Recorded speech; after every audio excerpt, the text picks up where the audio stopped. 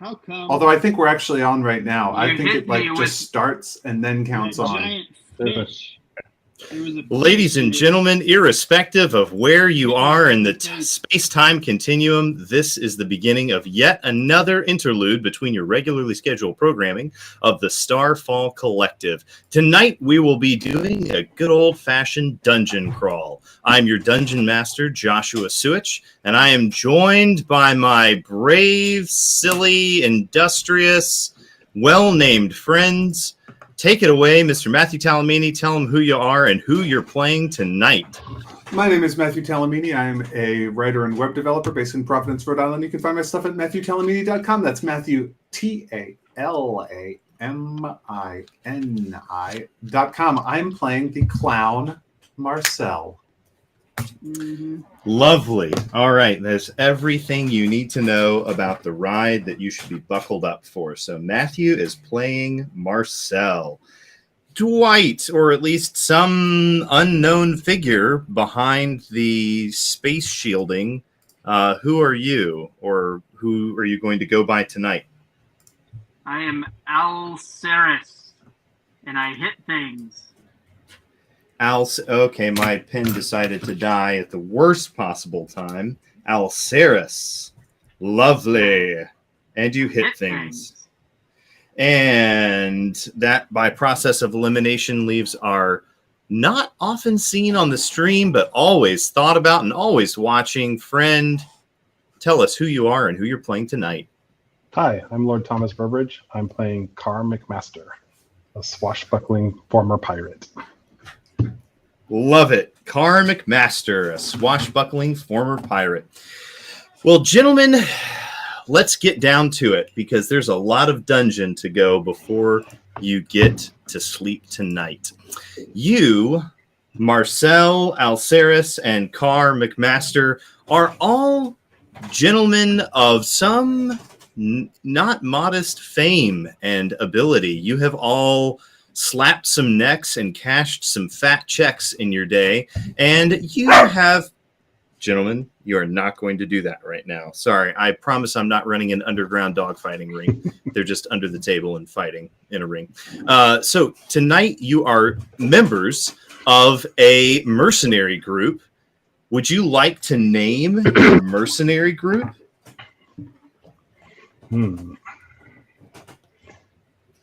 How about Carr and the Minions? So it was Carr and the Minions at first, and the question is, how long did Marcel and Al go along with this before they revolted and said that they needed more time on the billboard? No, Marcel is quite happy. He's very quiet about it. To be supporting.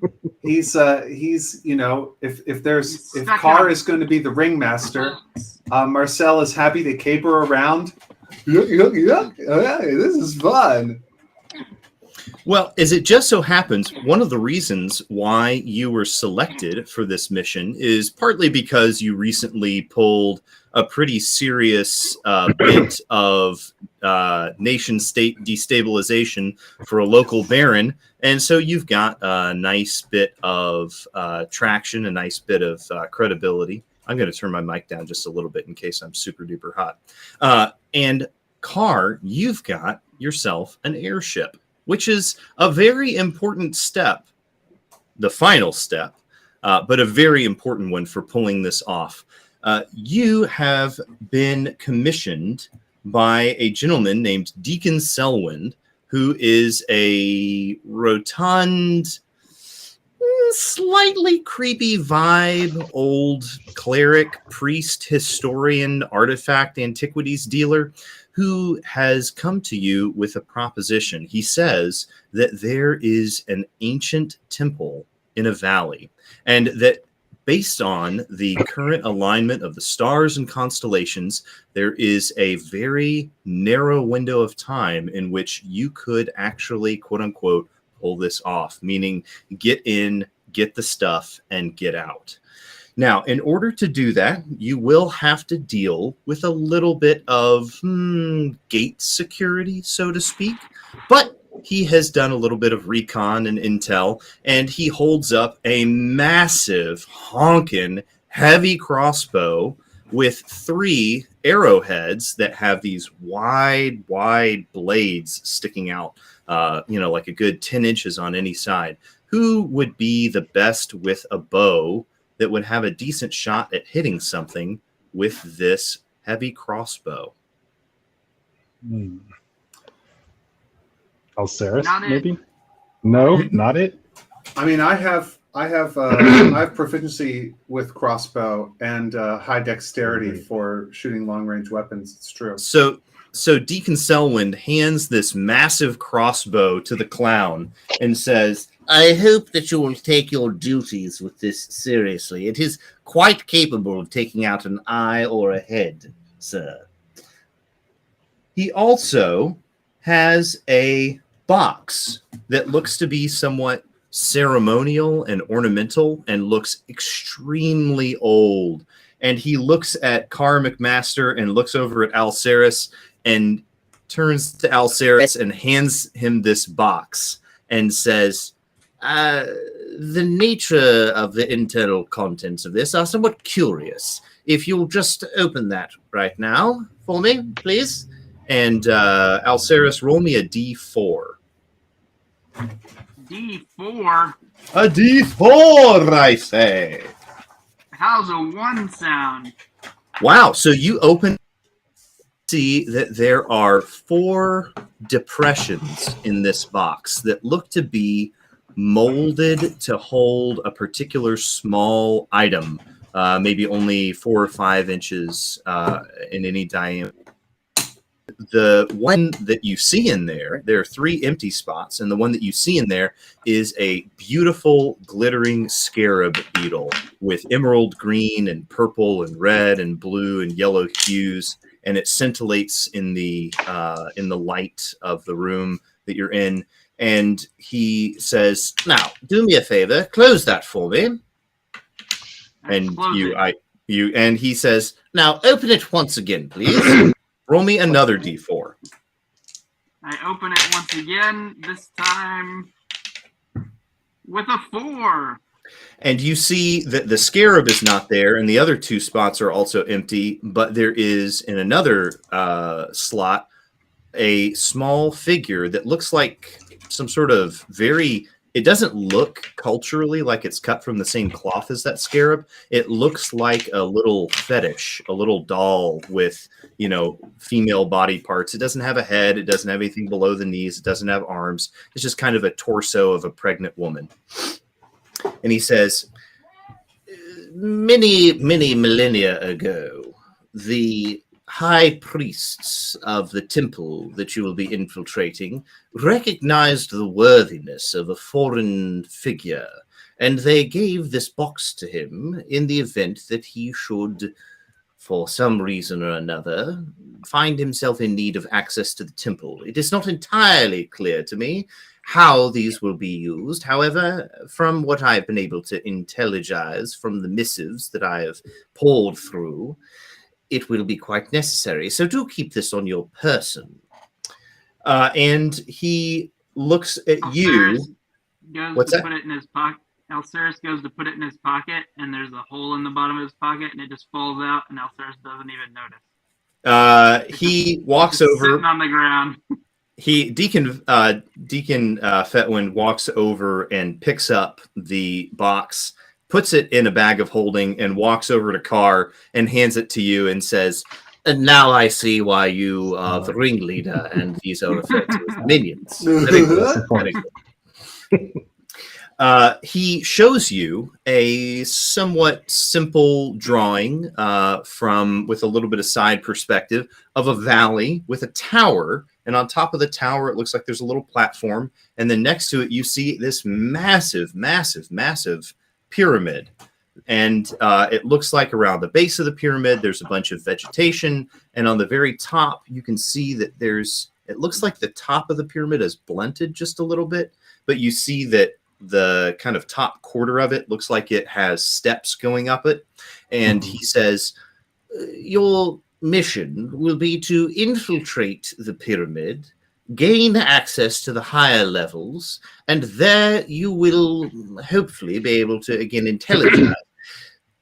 the means by which you can complete a ritual. I know that you're looking for some sort of, how would I put this for the lay person? Tesseract wouldn't be a word that would actually go between your ears and stay. I'm sure it would fall out like that box through your pockets. A special magical focus that, when placed in the right location and when completed with these words, and he hands you a scroll, and he goes to hand the scroll to Alceris, and he stops and he turns and he hands it Mr. to Car DM. McMaster. Yes.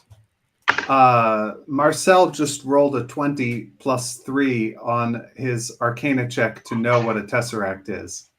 Yeah, so you know that he's talking about a very special magical item that exists on this plane, but it also exists on another plane of reality. It could be the Fae, could be the astral, could be the ethereal, could be the shadow, or something else. But you know that this object that you're looking for is definitely going to give a wildly strong signature if you were to cast Detect Magic on it.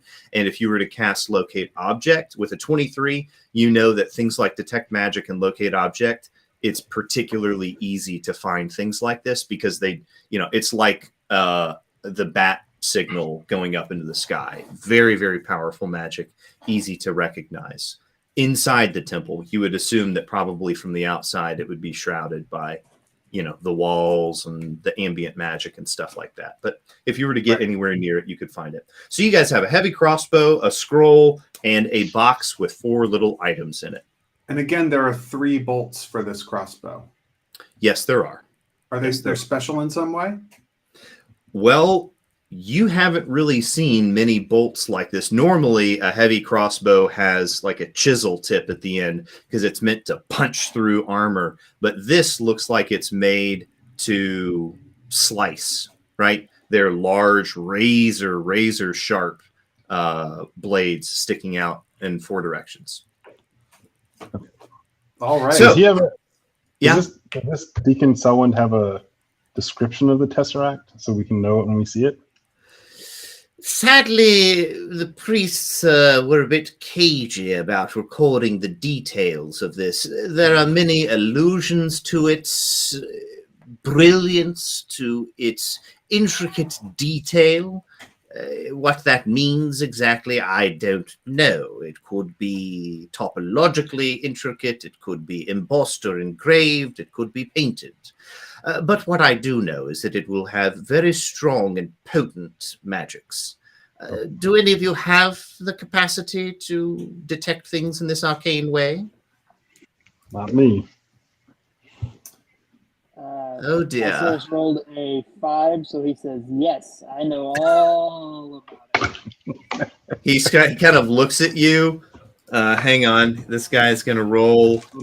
I shake my head to Deacon Selwyn. No.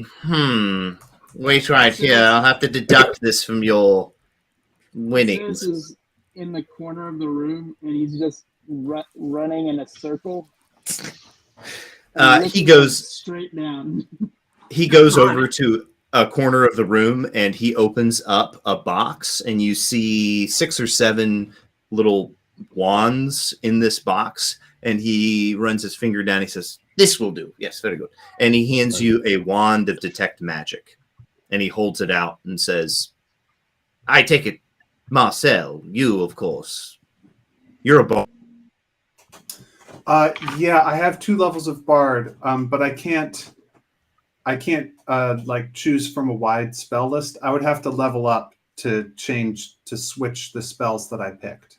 That's okay. He hands you the wand and said, "You're a magic user. This is just a generic Detect Magic wand. It can be used by any arcane wielder." So, awesome. And he says, "Now for the fun part. Should you succeed and make it to the top, might I highly suggest that you take the way down." And he shows you, he pulls out another parchment, and you see a simple schematic of this pyramid, and you see a tube running straight down the middle of the pyramid, all the way down, and you see a little squiggly line that you assume means that this is an interruption to the schematic, but the tunnel used to go down. And then below it, you see that it opens up and dumps out into an underground river. And he says, now, this is one of the few reasons why this is going to be possible. I have friends who are possessed of certain equipment and arcane knowledge of the geological pinnings of the architecture of this building, and I know for a fact that this river will dump out into the falls of the Seven Knives. And you guys look at each other and go, how is that good news? Because the falls of the Seven Knives are waterfalls that dump out onto these jagged, sharp rocks that somehow, in spite of eons of time, have not grown dull, and there are 7 particularly large, jagged spikes sticking out of it.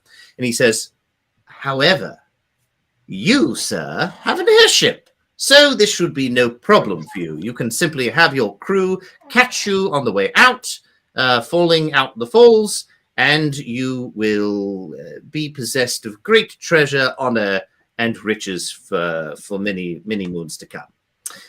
Here, and he shows you guys a picture of a little schematic that he's drawn up. And you see he goes and he opens up a door, and a couple of gnomes come in with a big chest. And he opens it up, and inside you see all these nets. You see this giant net that's folded up, and you see these anchors and pitons and stuff. And he says, I have already taken the liberty of discussing the arrangement of this net with your crew, so it should be as simple as falling into it for you.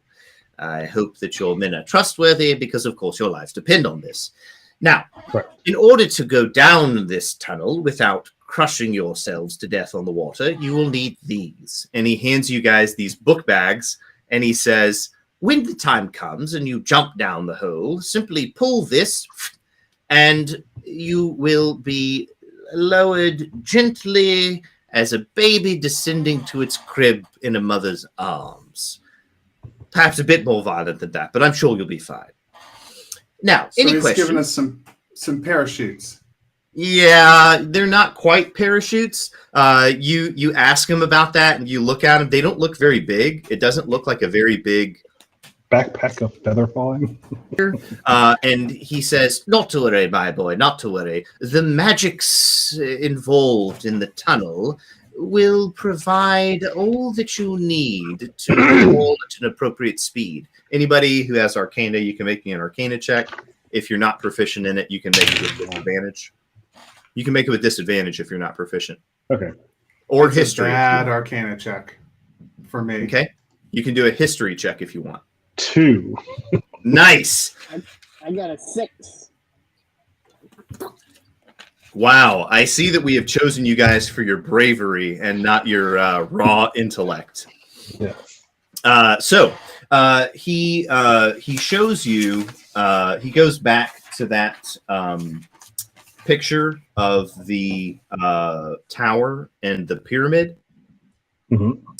If at all possible, might I highly suggest using this, and he points to the crossbow, to cut these, and he points at these long ropes that seem to be holding the tower up on one side. Mm-hmm. And he says, whether by intention or neglect, the height of the tower is quite perfect for if you were to collapse it so, you would find yourself, if you were on top of the tower, suddenly around the area of the base of the stairs, which is a good place to be. If you were to miss that and slide down, I'm afraid you would meet an incredibly painful and gruesome death at the hands of the local flora. However, should you successfully pull this off, you will find yourself in perfect place to enter here. And he holds up the picture of the pyramid, and he points his finger and says, I have discovered secret schematics that reveal that there is a hidden door here. Where exactly, I'm not sure, so it'll be up to you to find it. But it should be right around this level, near the base of the stairs. Any questions, gentlemen? So we've got a daring, dangerous entrance, a daring, dangerous exit, And a cakewalk in between. and a cakewalk in between. Yes! He laughs heartily and says, "My word, you are funny. I'll have to come and see one of your shows sometime." Marcel does a little caper. All right, that's quite enough of that. Your payment will be 50,000 gold pieces each, should you successfully complete the mission. And any artifacts that you find while you're in there, please do, by all means, bring them back. I will pay a pretty penny. I would appreciate first right of refusal on any ancient mystical things you find. Are the terms agreeable, gentlemen? Oh no. Carr has gotten cold feet and has left. When Alceres hears 50,000 gold pieces, he stands up from his circle turning and tries to stand still, but just like slowly drifts to the right until he runs into a wall, and then he just stands there like he meant to lean up against it. You know, if I'm honest, beggars can't be choosers. The last three groups that I pitched, even after they had 50,000 gold pieces, so I'm quite agreeable with you, gentlemen. I'm quite appreciative to you, gentlemen, for being so agreeable. Thank you, thank you, thank you. Now, here are the directions to the valley, to the entrance of the valley, and might I highly suggest that you use these. And he hands you, gentlemen, each, not magical cloaks, but just kind of rusty, dirty, rock-colored cloaks that look like if you throw them over yourselves, you'll probably blend in with, rocks and dirt and scrub and things like that. Oh, no, we fully lost LT. Seems to be fully He lost. said something about his phone. Oh no, my phone. I hope his Nothing to be phone. plugged in. Yeah. Does anybody want to text him? His phone needs to be plugged in. That won't do any good. Oh, fair enough. I didn't I'll realize this text was him to plug in his phone. I mean, it could Maybe he forgot. show that we care. Let's see here.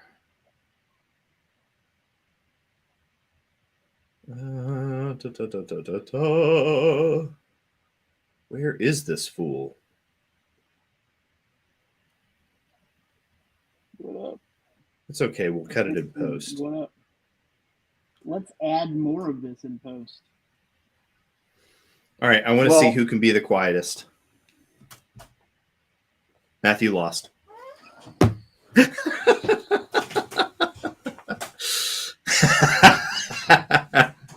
Who can stare the quietest? I think Dwight has got us absolutely trounced with his face mask thing. Hey! And we're back. Bored with that old man's prattling. Without you, they're just minions. Right. We rejoin our All heroes right. on the deck of the airship en route. Yes. Can we get? Can we go through and give physical descriptions of our characters? Absolutely. Oh, So my favorite thing to do.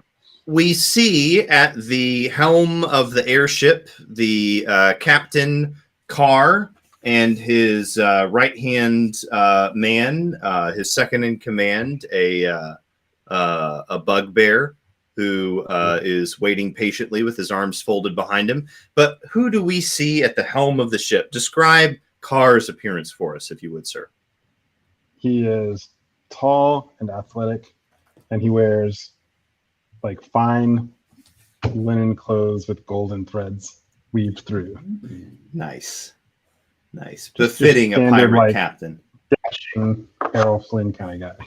What kind of weapon do you have at your side?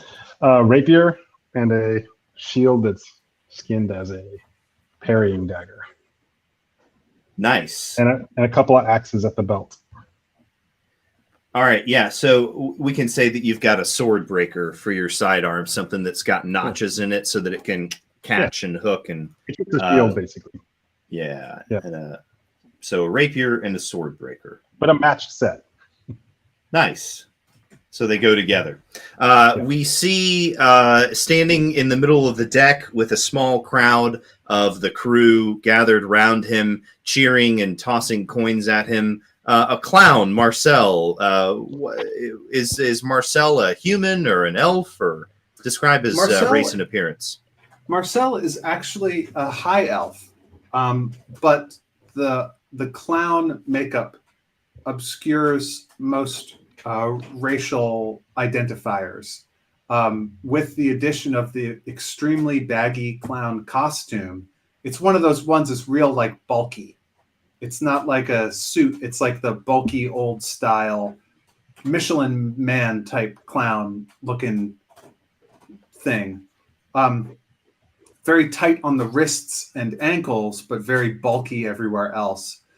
So you would have seen the wand of detect magic and the parachute backpack and the giant crossbow sort of disappear sleight of hand style into some pocket or other in this very large like clown jumpsuit that he's got, which is actually a cloak of elven kind that I've skinned as a clown costume. Nice. I love it. I love it. You don't see a weapon. Okay. But just because you don't see it doesn't mean it doesn't exist. And he is entertaining the crowd. He's performing feats of acrobatics. He does the kind of acrobatics where like he goes to attempt a trick like a handstand, and it looks at first like he messed it up, like he goofed it up and he fell on his butt.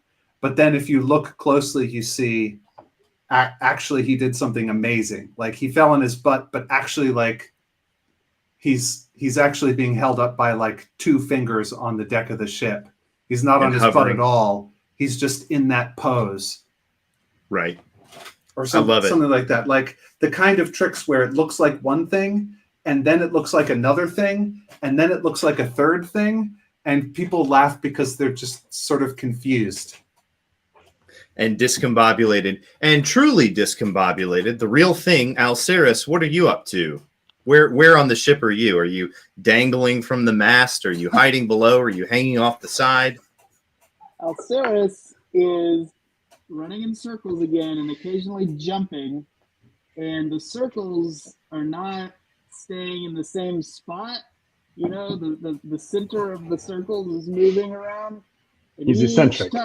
He keeps getting closer and closer to the edge, closer and closer to the edge. And, okay, he does bump up against a wall that's near the edge, and then he just kind of stops when he hits that.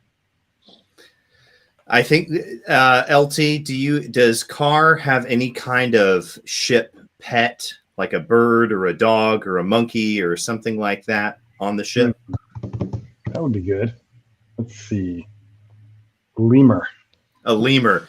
So I think that the lemur is probably jumping around the rigging, totally freaked out and upset with what Alceris is doing, because this lemur has seen people fall off before, and I think the lemur's freaking out. I try to calm him down. Do you give him anything?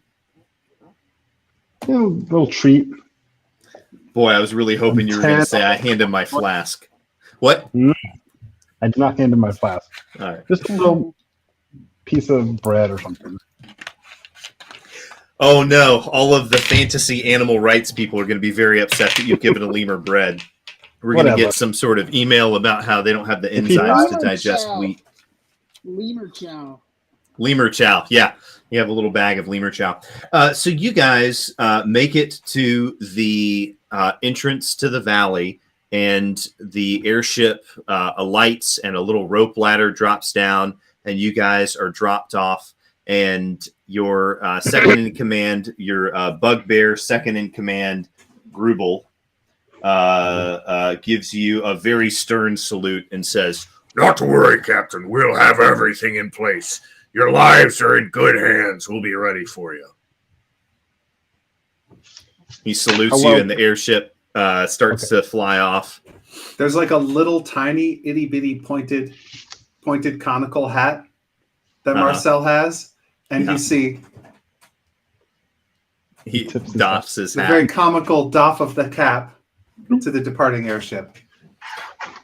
So the one thing, LT, that you missed when you were dropped for a minute or so was that Deacon Fetwind gives you guys some cloaks that are not magical, but as you look around, you see that these cloaks do in fact match the color and the kind of texture of the rocks and dirt and stone and stuff. So these should help you with your sneaky approach to the tower and the pyramid.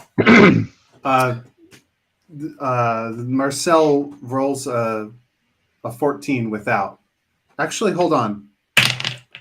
Never mind. He rolls a 21 without the cloak. Okay, Just on his without the own. cloak. Okay. So yeah, so we see Marcel still has his cloak kind of tied up in a bundle on the back of his pack. Okay. But Alceris, Card, you guys put the cloaks on? I put mine on. And Okay. did we get dropped off on top of the tower? No, you got dropped off at the kind of entrance to the valley. You see that there's a little path. You're kind of at a buckle between mountaintops, and so it's not quite a valley, not quite a mountaintop. You're at kind of an alpine plain, and you see leading off down a ways. You see that there are these fallen over, toppled over, ruined stone things that looks like maybe they used to be pillars, or maybe they were even buttressed together. Who knows? I mean, at this point, there's been so much rain and erosion and storms and whatnot that all you see is the ruined evidence of an ancient civilization's, structure marking the entrance to the valley. Are we hiking to the tower? Yes. Is that the idea? Okay. Yes. Got it. Alceris Yes. gets an 11. I don't know what the cloak does to help with that. Fortunately, when you have the cloak on, the cloak does all the work for you, and you don't really have to know how to use the cloak.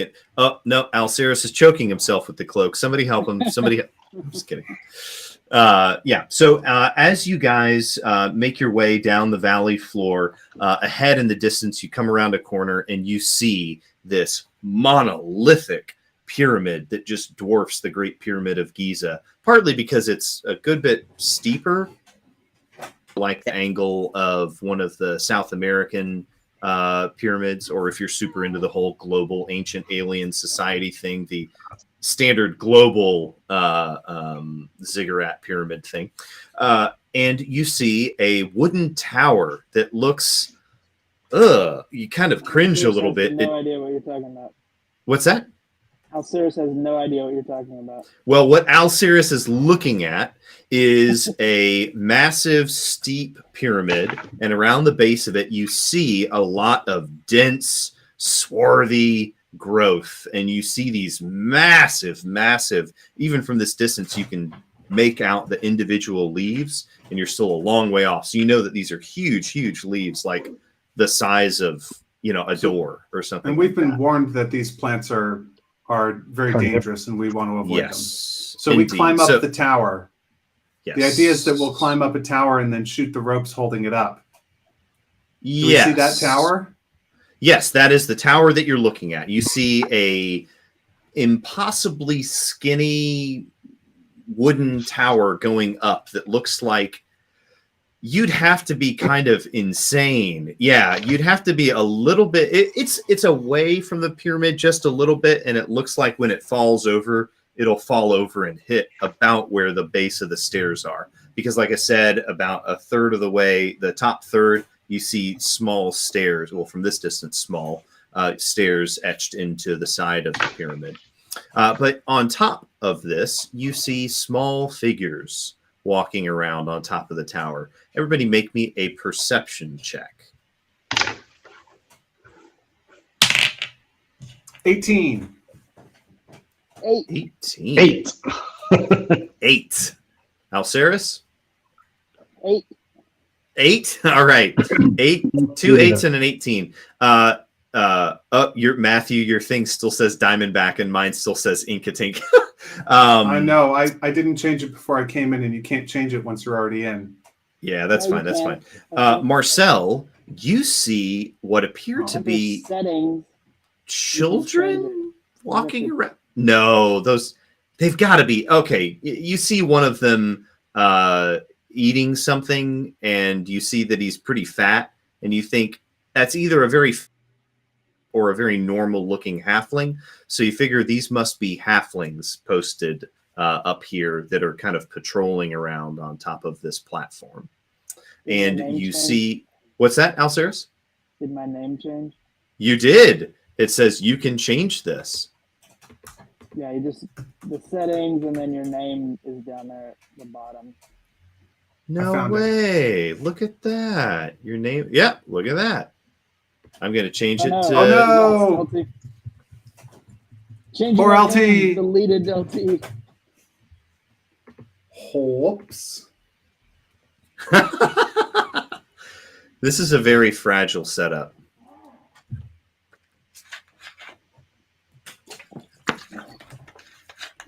Says that there's 7 people in our room. Next time I say we hire someone to get watching.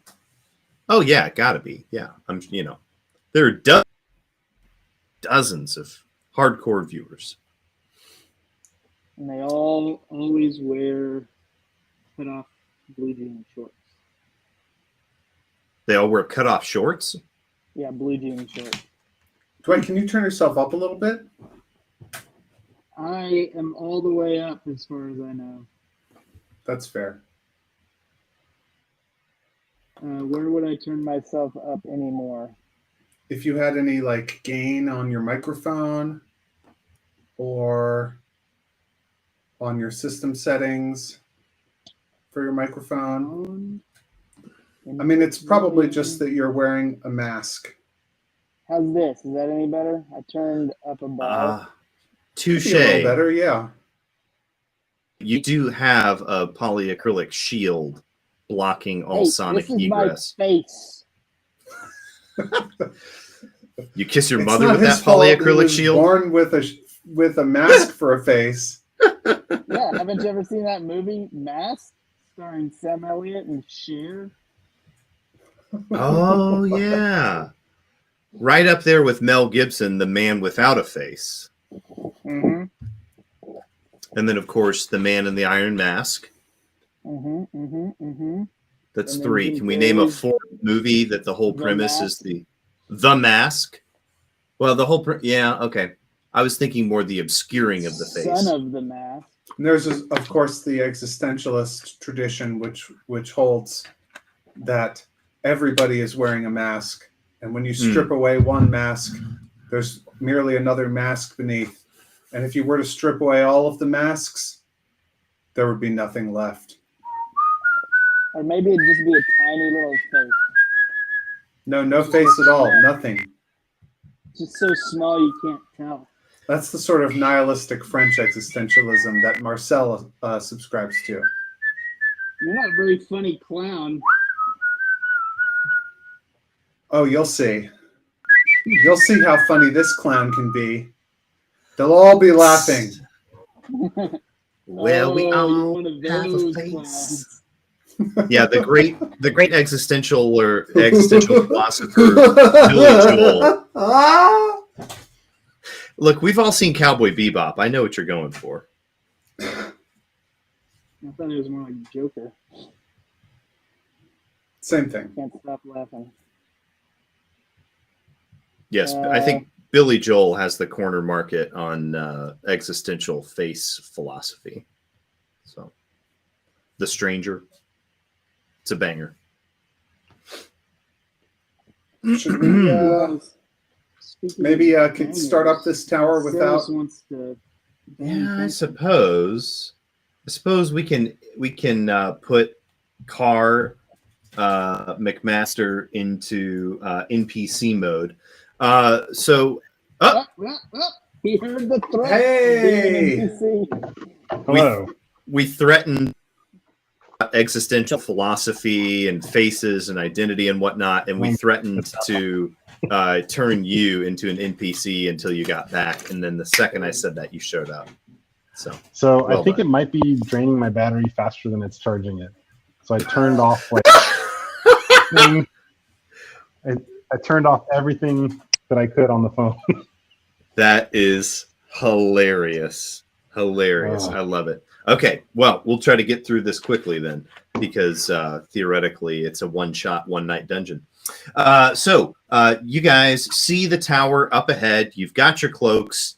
Car, you unshoulder your heavy crossbow, pop a bolt in. What? Does? It's Marcel. Marcel has Sorry, the heavy Marcel. crossbow. Marcel has Should the I heavy make an crossbow. attack roll with this crossbow? Oh, it's at the top. It's up to you. You can either try to get to the top and cut the cable, or you can try to cut the cable and climb it at an angle. Well, the idea was that I sort of thought that Frenchie Fartwater's idea was that we would be on top of the tower and I would shoot the ropes and we would just sort of skid down. That's So, my idea too. Let me give you the Marcel last is acrobatic piece. enough that appeals to him. Let I me think give I you can the pull it off last as piece of necessary exposition that I was just about to give before we experienced technical difficulties. Okay. Marcel sees what appears to be a very fat, hairy child on top of the tower and then comes to his... No, that's got to actually be a halfling, because otherwise that's reckless child endangerment, and surely there's no one unethical enough to put children on top of a multi-hundred-foot tower. And behind this fat, nibbling halfling, you see Dwight is going through his nightly skincare routine. And behind this halfling, you see a number of large, kind of sail-looking sheets, or you don't quite know. They look like large, flat sheets that are laid out on the ground. You see them kind of flutter in the air a little bit. They don't look like they're particularly bendy and flappy, but they look quite light, and they look like they're kind of tied down to the top of the tower. Yeah, you see these objects on top of the tower. Alceris is trying to climb the tower, and he rolled a 12 for acrobatics.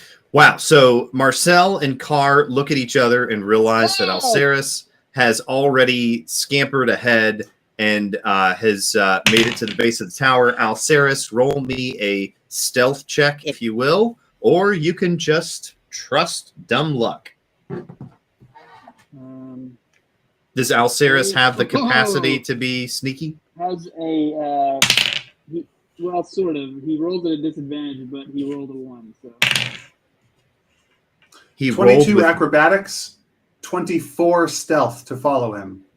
Okay. I'm going to say with that level of success, Alceris stubs his toe and cries out in pain, and you hear the echo of the cry bounce off of the walls of the valley around you, and with preternatural speed, Marcel dashes forward and throws his own cloak over Alceris and throws a hand over his mouth and says, freeze!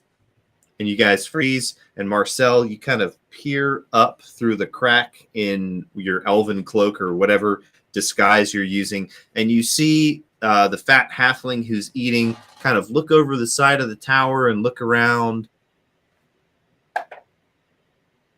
and you see him drop what looks to be some morsel of food, and you see him try to reach for it and grab it, and he stumbles at the edge, and you see somebody else grab him and yank him back from the side, and you see you can hear faint muttering curses of having lost a bite of food.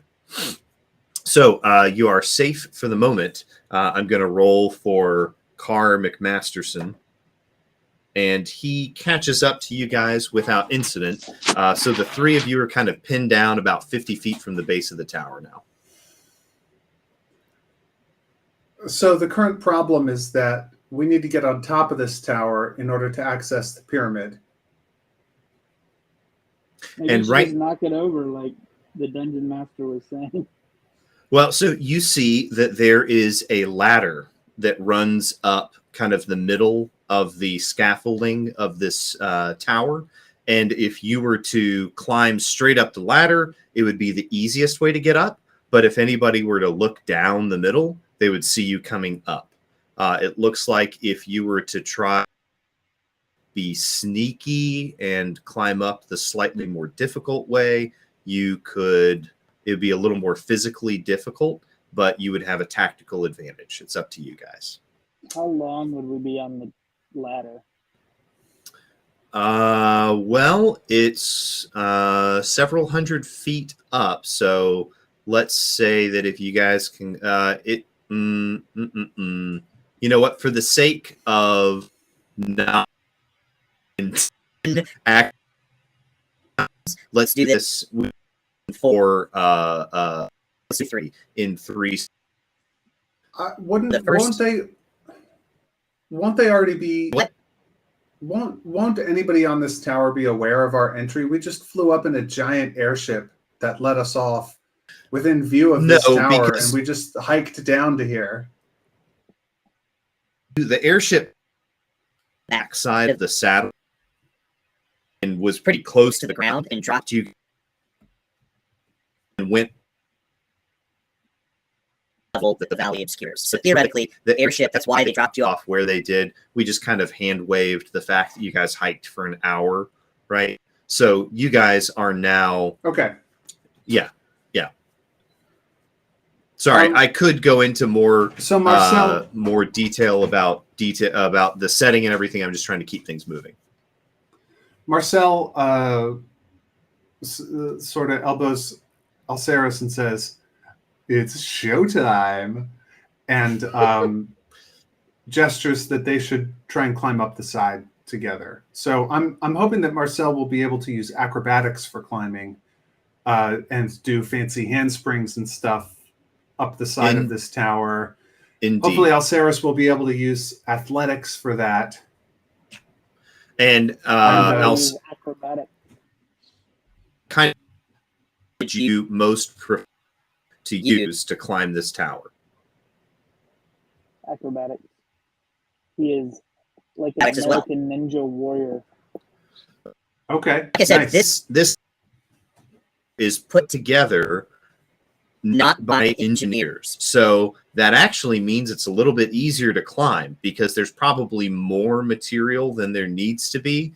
And they've just, things are nailed in and tied in, and but there's a lot of places to get handholds. So everybody make acrobatics checks to make upward motion. All right, here it goes. 17. That's going to be an 18. 17 and 18, you guys clamber your way up, and you actually, as you're going up, you see that there's a little platform that you come up beside, and you, even before you get to it, with a 17 and an 18, I'm not going to make you roll stealth checks. You climbed so well that you hear the faint snoring of a halfling guard, and you see an empty jar next to him and a lot of crumbs, and he's literally sleeping and drooling and in a little sunny patch. And so you guys climb on past him. Oh, okay. Yeah. Do we? If you choose it, I'm assuming that you climb on past him. There is a sleeping halfling. How many did we clock? How many are up here? So far, you saw at least that one fat halfling at the top. You saw somebody reach out and grab him and yank him back. So that's 2 at the top at least. And then there's this guy that you just saw. Great. So how many could live in this tower? 100? It doesn't look like, maybe a dozen, you're thinking, what based are they guarding? On like. I investigate what I think they're guarding guarding this tower. Okay. I get a what's investigation? I get an 8. An 8. They're halflings, and you don't really know halflings to be engineers, so to speak. So it's possible that this is a shoddily build halfling engineering. You also know that halflings really like food and taking it easy and stuff. This doesn't seem like the kind of hardcore scheme that a halfling would pull off. So all you can really deduce with an 8 is that probably this isn't halfling masterminded. Probably these halflings are employed to be manning this. Yeah. Looks So, to be a but what I guard want to tower. know is what is this? Why would anybody want to guard anything here? It's an old ruined temple. Well, you know from Deacon Fatwind that there are precious contents in the temple. So with an 8, Okay. you're going, okay, So they're these- halfling tower next to an ancient temple. Somebody's hired these halflings to guard the temple. So these are Sure. the guards of the thing that we've come to take. Yeah, you would assume. Okay, so Alceris knows what's about to happen next, but And our hang on. viewers don't. Okay, so Alceris, did you need to say you were trying to interject? Alceris has heard of investigation, and so he tries also, and he rolls a 4. Okay. Yeah. You're pretty sure these halflings like live here. Okay. Everybody knows halflings love heights and really enjoy fresh breezes and sunshine. So probably these guys are just enjoying the treehouse lifestyle. So I just want to make live sure. elevated. I just want to make sure I understand something. What we were told we could do was climb to the top of this tower, shoot out the ropes holding it up, and then like ski down the collapsing tower right to the entrance of the pyramid. So if this is the tower and you're on top and you cut the supports, it'll go down and boom, and then you'll be able to hop off. So Okay, you so shouldn't. it'll just change its angle and give us Yeah. an easy way to approach it. Again, if we Okay. were in person, I would Great. have had a little in-person show for you, and Deacon Fatwin would have had a little, diorama. But yeah, But basically, we need, like, these guys are guarding something. We need to destroy it in order to get the thing that we want. Like, we're breaking this thing, and destabilize it. and also they're guarding the treasure that we've come to steal. And there's one sitting on this sort of like the way that we're climbing up, and he is asleep. Yes, and you're about 100 feet up at this point. Okay, so I'm going to tell you something, which is that Marcel does have 2 levels in Bard, but most of his levels are Assassin Rogue. And who you were going to say assassin? So a Okay. sleeping. I'm just saying I'm about to Marcel. attack this halfling, Uh-huh.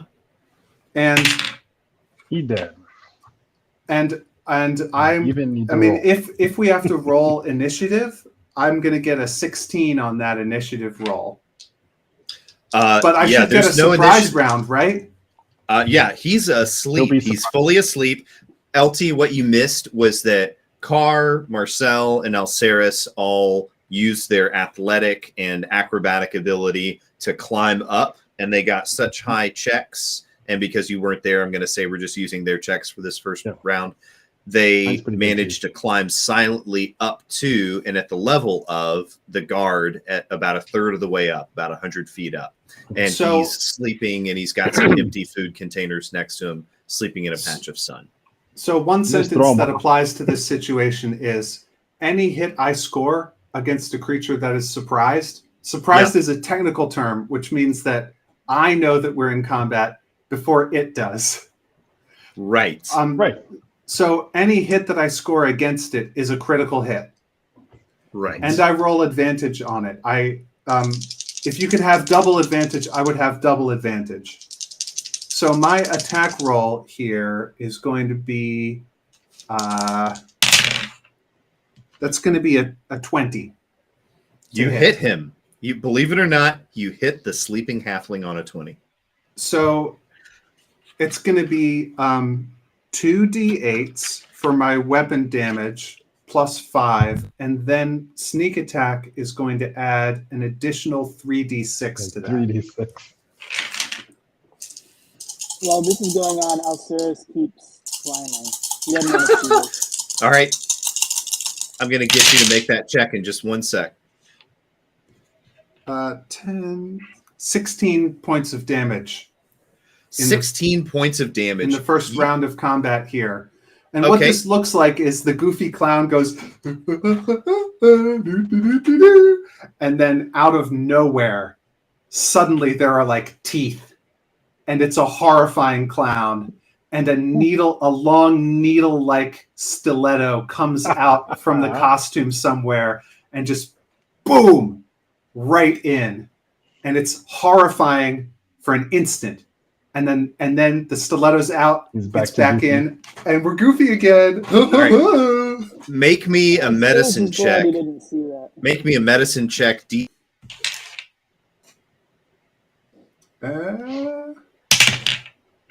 Not great. 6. I mean 7. Okay. So you see this halfling's eyes open wide, and you hear a not inaudible but not super loud burble of pain and shock, and you you see him kind of look up the center conduit of the tower, and you kind of, everybody freezes for a second, and you don't hear anything. You just hear the wind whistling through the timbers of the tower. Everybody roll for initiative. 22. 22. Yay. I already rolled for initiative, and I think it was 18. 18. And Alceris? 7. 7. Okay. Carr, you see your compadre do his dastardly, devilish, wicked, deadly thing, and you have a halfling before you who is clearly on death's door. Mhm. But I have, sorry, because if it's still, I take a bonus action to hide, okay, all right. which I can That do doesn't because I'm seem a very goofy. Yep. I'm a rogue. I have the thing that they have. There are plenty of places where there's a lot of timbers joining, and there's some shadow, and there you can tuck yourself into a corner of the Yep. supports. And I All right. hide with a 24 Okay, stealth check. Carr, you're used to seeing Marcel disappear. Carr, there is a really devastatingly damaged halfling who is prone and bleeding out, but not yet dead before you. We're on a What do you- platform. Yes, you're on a 100 platform 100 feet up. I just quietly say goodbye and throw him off. Do you literally just say goodbye? You're a pirate. I'm going to give you a chance to say a quip Yeah. if you want. No, that was my quip. Okay. Goodbye. Goodbye. And you see, Goodbye now. and you hear a thud, and everybody freezes, It's and a you thud don't 100 hear feet anything away. else. It's a thud 100 feet away. Yeah, and it's 300 feet away from the people on top of the tower. So it's not an incredibly loud thud, but you do hear the thud of a dead halfling. Alceris, or no, Matthews. I guess we're out of combat now. Alceris, go ahead and make me that either athletics or acrobatics check to try to make more vertical progress. 14. 14. So as you are climbing, you and your hand grabs a piece of wood, and there's a loud crack, and you kind of freeze for a second. Make me a perception check.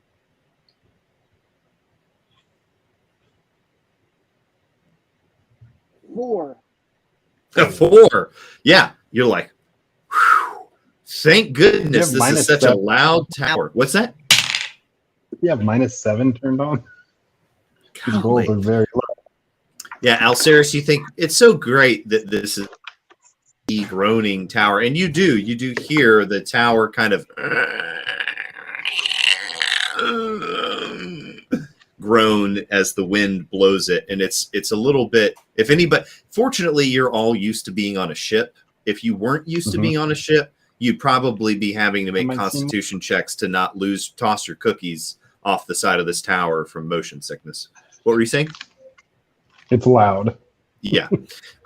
So Carr and Marcel, make me acrobatics or athletics checks to try to catch up, so to speak. 21.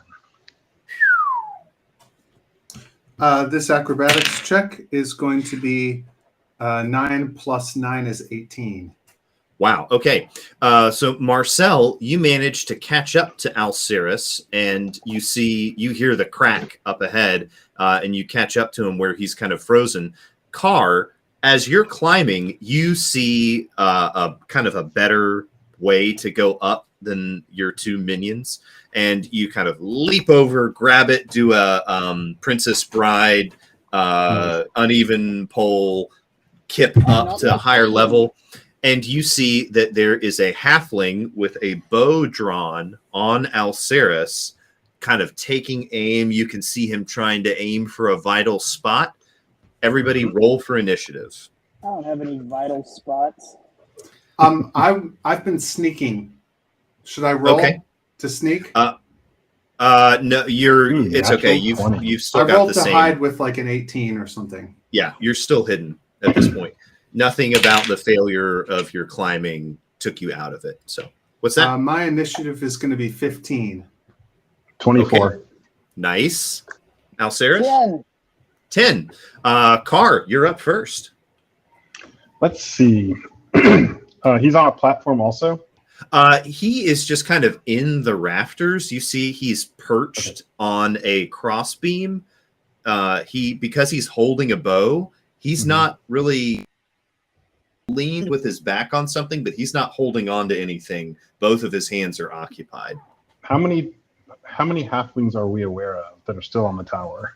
So far, you're pretty sure that there's 2, maybe more, but there's 2 that you have seen evidence of. And there was one 100 feet down, and now you're about 2/3 of the way up the tower, and this guy is hiding in the rafters. So all told, so far, you're aware of only maybe 4 or 5. Would it be possible to just grab his ankle and yank him off? Yes, it would. Make me an opposed. Make me an attack check to try to lay hold of him, and then I'll let you make let you make a contested athletics check to try to give me nearly the 11. heave ho. What's that? Only 11. Only an 11. Yeah, you go to snatch for his ankle, and you see him, kind of gasp, and the arrow thunk goes into the wood right next to Alcirus's head. Do you have any other bonus actions that you'd like to take this round? I guess I have 2 attacks, so okay. Can I try again? Yeah, sure. So he's yanked his ankle out of the way, and you see that he's beginning to lose his balance. We'll encourage him to continue losing his balance. Judo style. Natural 20. Yay. Nice. Yeah, 24 total. You managed to get a hold of him. Make me that opposed grapple check, or that opposed athletics check. Oh, sorry. That was my athletics check. What was I supposed to be rolling? No. Just roll me to hit him. See if you can hit him. Get a hand on him. What is the... It would be your attack roll. I'm rolling? So you'd be rolling a d20 plus your strength attack? plus your proficiency bonus. Oh, that is an athletics check for me. Okay. So we can take the 24. Okay. So you manage to grab this guy. Do you shove him, or do you grab him by the ankle and sling him around and fling him outwards? In the direction that he's tending to fall. He's slightly off balance. Yeah, you give him a good almighty shove, and he screams and falls, and you hear a loud boom, and you hear a crunch, and you're not quite sure if that's wood or bones. He bounces off, boom, bangs on another one, and you see him kind of bounce outwards, and he falls the last kind of 150 feet, and you hear a louder thwack at the bottom. And you hear a halfling cry out, and you see a head look down the center, and he says, Twinkle Toes, what's wrong? Are you okay? He's not. Did he do that on his turn? Did he have a turn? That's just kind of flavor. He's just not yelling. in. Oh, okay, He's good. not in combat. That's just an It's environment. important. It's important for one of my features that I know who's taken a turn in the combat so far. Sure. So someone has cried out for Twinkle Toes, inquiring as to his welfare. You're all quite certain that the answer is no, he is not all right. In fact, you're quite certain that this gentleman is dead, and if not, he really wishes he was. Yes, Alceris. Alceris tries to imitate Twinkle Toes' voice. Give me a I'm all right. performance. Give me a performance check. He got a 17.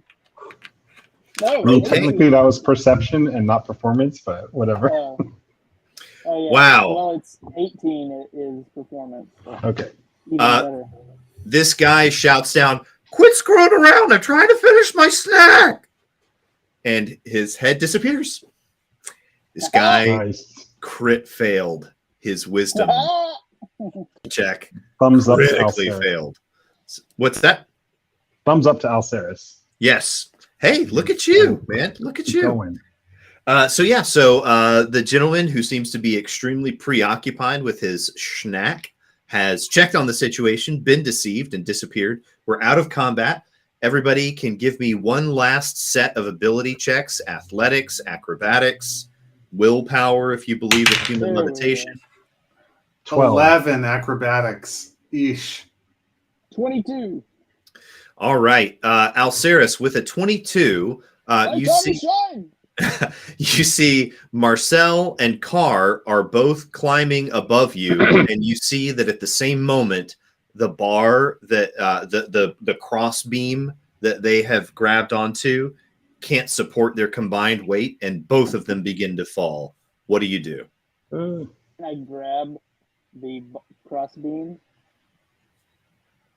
Okay, give me a athletics check or a strength saving throw, I guess. Yeah, give me a strength saving throw. 16. 16. Wow. How much do you get? Are either I'm of pretty you small. I'm probably a good 180. but you're just normal human guys? Yeah. Okay, I'm a high yeah. elf, so I'm a little bit. Okay. I'm lighter. Okay. I'm lighter than a human. Yeah, okay. Probably Alceris, here. I'm gonna give you a choice with a 16 because you're right there at the razor's edge.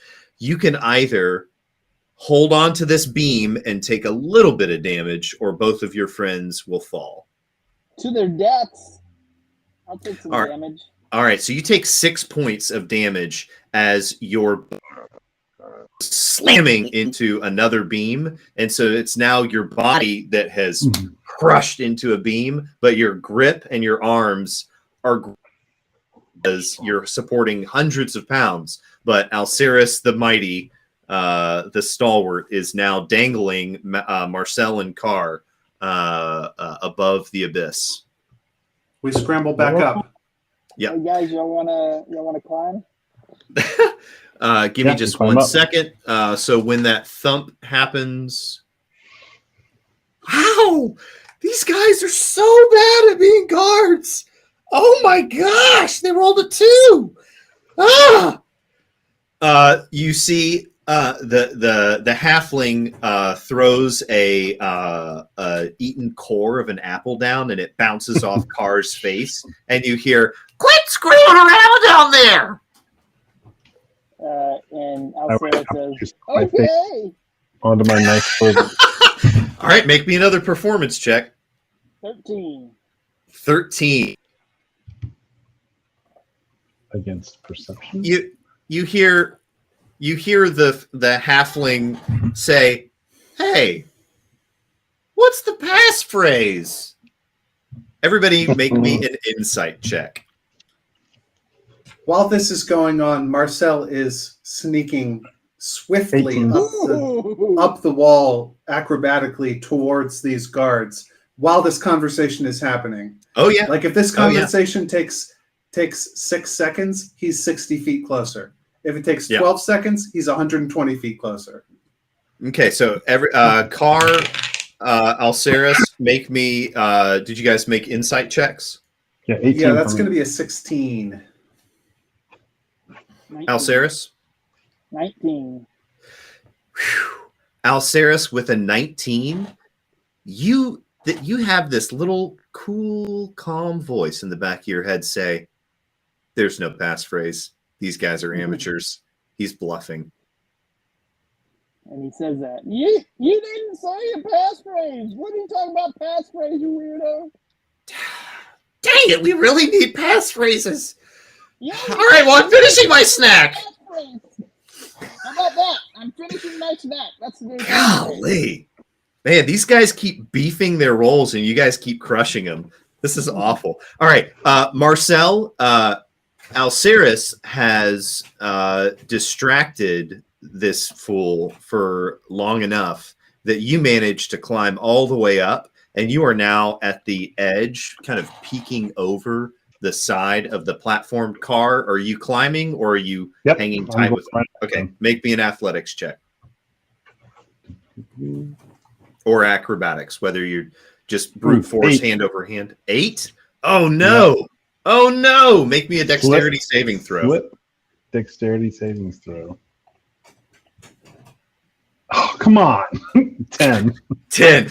Yeah. The die on the screen went from like 18 and then it went click to 6. Yeah. Very slowly and dramatically. You fall and land flat on your back, and you feel one of your ribs crack, and you take 8 points of damage. And you see this guy stick his face over and says, "I told you to quit screwing around." Let me actually get this in here. And quit screwing around. Hey, where's Twinkle Toes? Guys, Twinkle Toes down! And that's when we all roll initiative. Alceris, you are right below. Did you make Alceris make me your ability check to climb at this point? 10. 10. Wow. Okay. So, Carr, you rolled an 8, you said? Mm-hmm. Yep. You rolled an 8. Yeah, with a 10, Alceris, you just don't make any vertical movement. You try to jump up and grab for a beam, and you lose your balance, and you have to brace yourself and grab a hold, so you're not able to climb up. So Alceris and Carr are both about 60 feet down, and Marcel is right up there at the edge, behind, hidden, flanking them. So you now have 2 halfling faces staring down at you through the kind of central ladder shaft, kind of trying to move their heads around and see you. They can't quite make out who you are, but they can see that you're too big to be their friend Twinkle Toes. Everybody roll for initiative. I'm going to tell you that my initiative is 28 here. Yeah. Oh no! Are they surprised? The halfling captain rolled a 37. Sorry. Do we get a surprise round by any chance? With that high, I'm going to say that because they are totally looking at these 2 jokers and they have thrown themselves on the sacrificial pyre. Yes, before combat starts in earnest. You've got a 28. You get to act at the top of the round. First, yeah. Right. I'll give you a free bonus act. If it's a surprise round, that gives me something in one of my features. That's fair. Yeah, you successfully made your climb check. If our party has surprised them, then each of us gets to go once before any of them get to go. Let me think. Yes, because all of there were a number of interactions with Alceris and Carr before that happened, and you got up to the top and you were in place before Carr fell. So yes, you do in fact get a surprise round. So go for it. Take your surprise round, and then you get to act with your first round of combat. These poor guys. We all 3 get the surprise round, right? You get the surprise round because you're in place and you're up there. We're starting at whatever you say, Dungeon Master. Yeah, you're the only one who gets a surprise round. because of a situational thing. During So this round. you see that there are 3 halflings on top of this platform. Uh-huh. There's a fatter one that's a couple inches taller, and he looks to be wearing, all 3 of them are wearing these leather vests that have these kind of iron loops on them that are sewn into the vests with really, really heavy, thick leather stitching. And you see that there are 3 what look to be, you know what these are because of your real world knowledge, but your character would probably need to successfully make either an arcana or a history check to recognize paragliders or hang gliders that seem to have something arcane going on about them. So go for it. Yeah, so is there one of them that doesn't know I'm here within 30 feet of me? Oh, none of the 3 of them know that you're there. All 3 of them are sticking their knees down, face down, butts up. Yeah. Okay. Their eyes are looking around in the shadows, trying to see. So how is a 19 versus whichever one's armor class? Yeah. Are you going for the captain or one of the 2 smaller ones? The captain.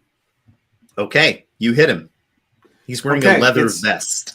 It's automatically a critical hit. Mess him up, yo. And also a surprise attack.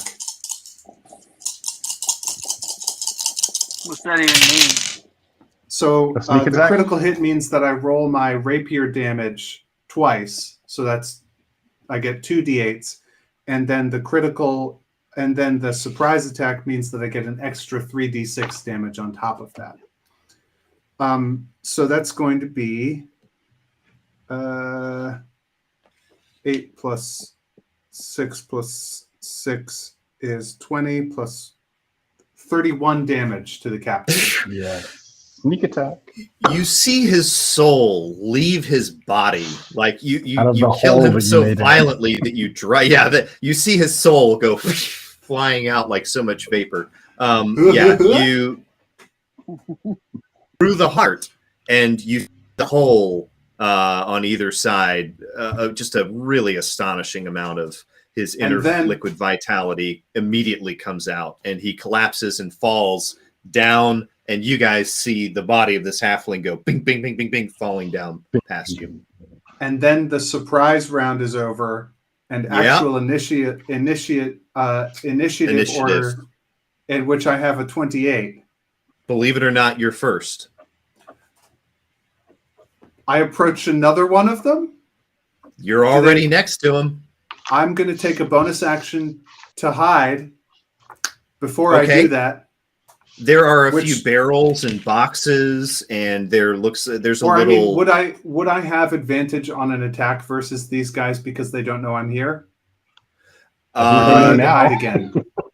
Yeah, I'm going to say that you critted on him so hard that we can say that you stabbed him, and they're down on their hands and knees. So even if they look up at you, you're functionally sneak attacking them. They've got their hands on the ground, their knees on the ground, and they're confused. If they even, I tell you what, I'll make a perception check for them.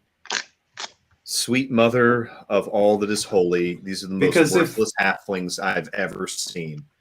No, they don't know that you've killed their friend. They just see his body fall down past them, and you see them reach down for him to try to grab him. So now their hands are sticking down the center of the tunnel area.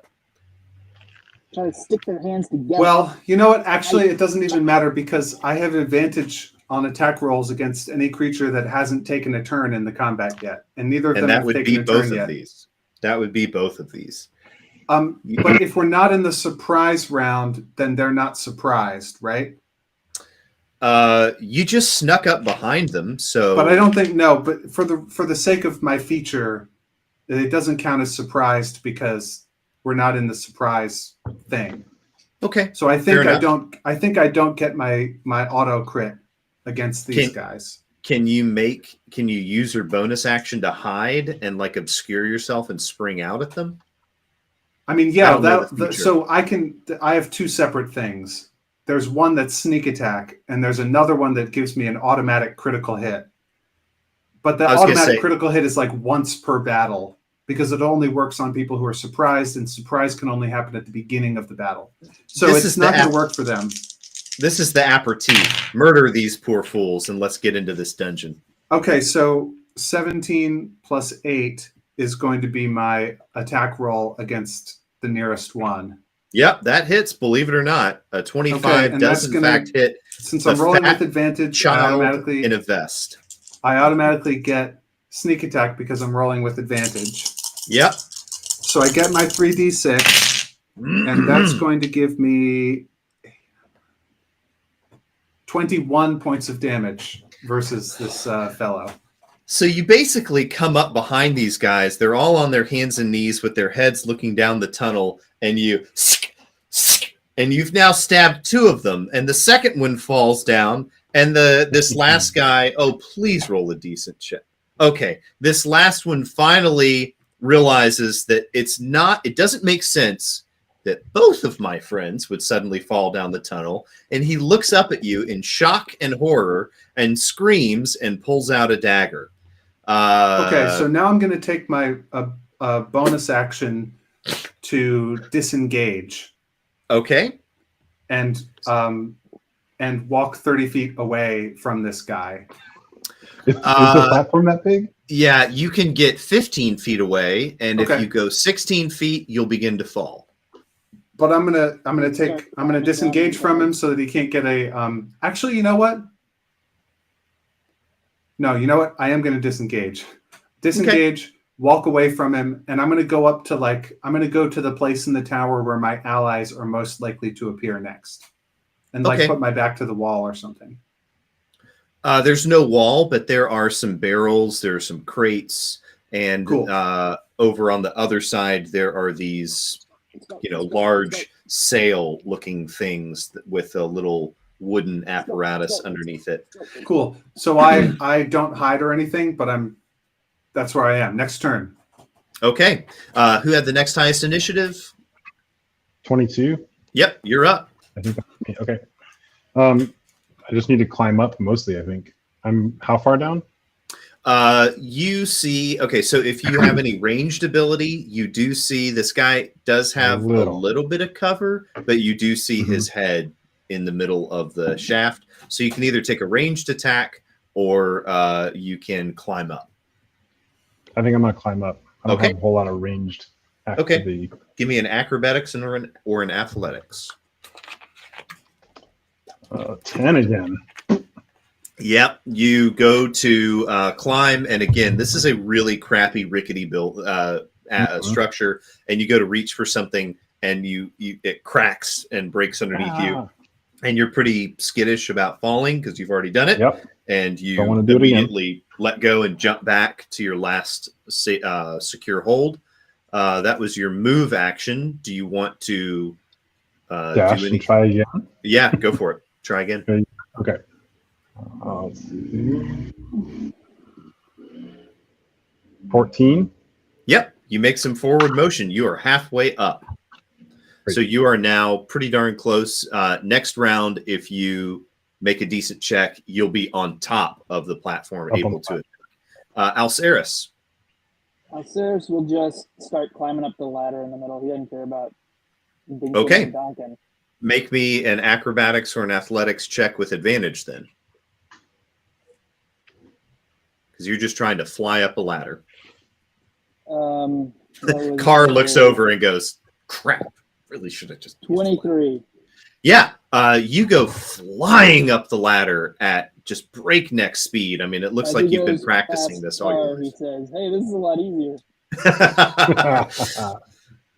So you come popping up, and as you come up through the opening up to the top of the platform, you find yourself just a few feet away from a halfling who has a dagger drawn and is staring at Marcel, and his eyes are darting around.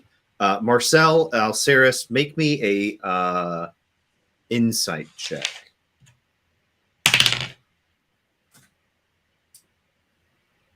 9. Yes, this guy is freaked out and is trying to figure out what to do.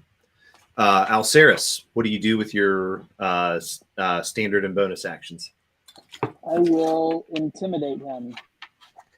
Hey, Go for it. you stupid idiot! You want to die today? And No. how does a 7 sound? It sounds more than a 6, honestly. So last time I checked, Oh. I'm serious, guys. This is really shocking. I mean, these are some of the most worthless NPCs I've ever rolled for. You see grab his him. dagger and I say, "Climb down that ladder." You see him kind of look at the hang gliders and look at you Nope. guys, Ladder. and he, oh my gosh, he wheeze on him. So you see him wet his britches, and he drops the dagger and begins like a bolt clambering down. Carr, this fool goes climbing past you. Do you do anything? Because if you wanted, you could just kind of kick. Whoa! No, I'll let him go. If Okay. he's leaving, he's leaving.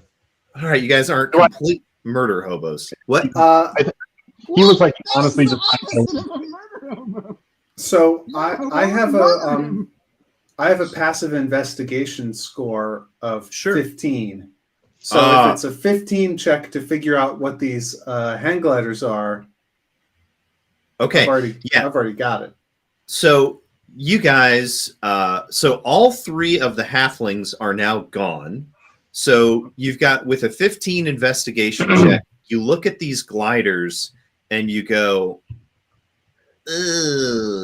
it looks like, you see that there are these little hooks, right? These little like clippy hook things. And you think that's probably what those metal loops were for. And you kind of pick one up and you grab a hold of the wooden part and you kind of jump up and you immediately begin to go over sideways because there's a wind up here and you almost fall off the side of the tower, but you don't. And you realize, I was kind of coming down pretty fast. I don't know if these are made for halflings. I don't know that it's a bad idea, but I don't know if it's a good idea. That's what you get with the 15. Let's just knock down the tower like we'll plan to.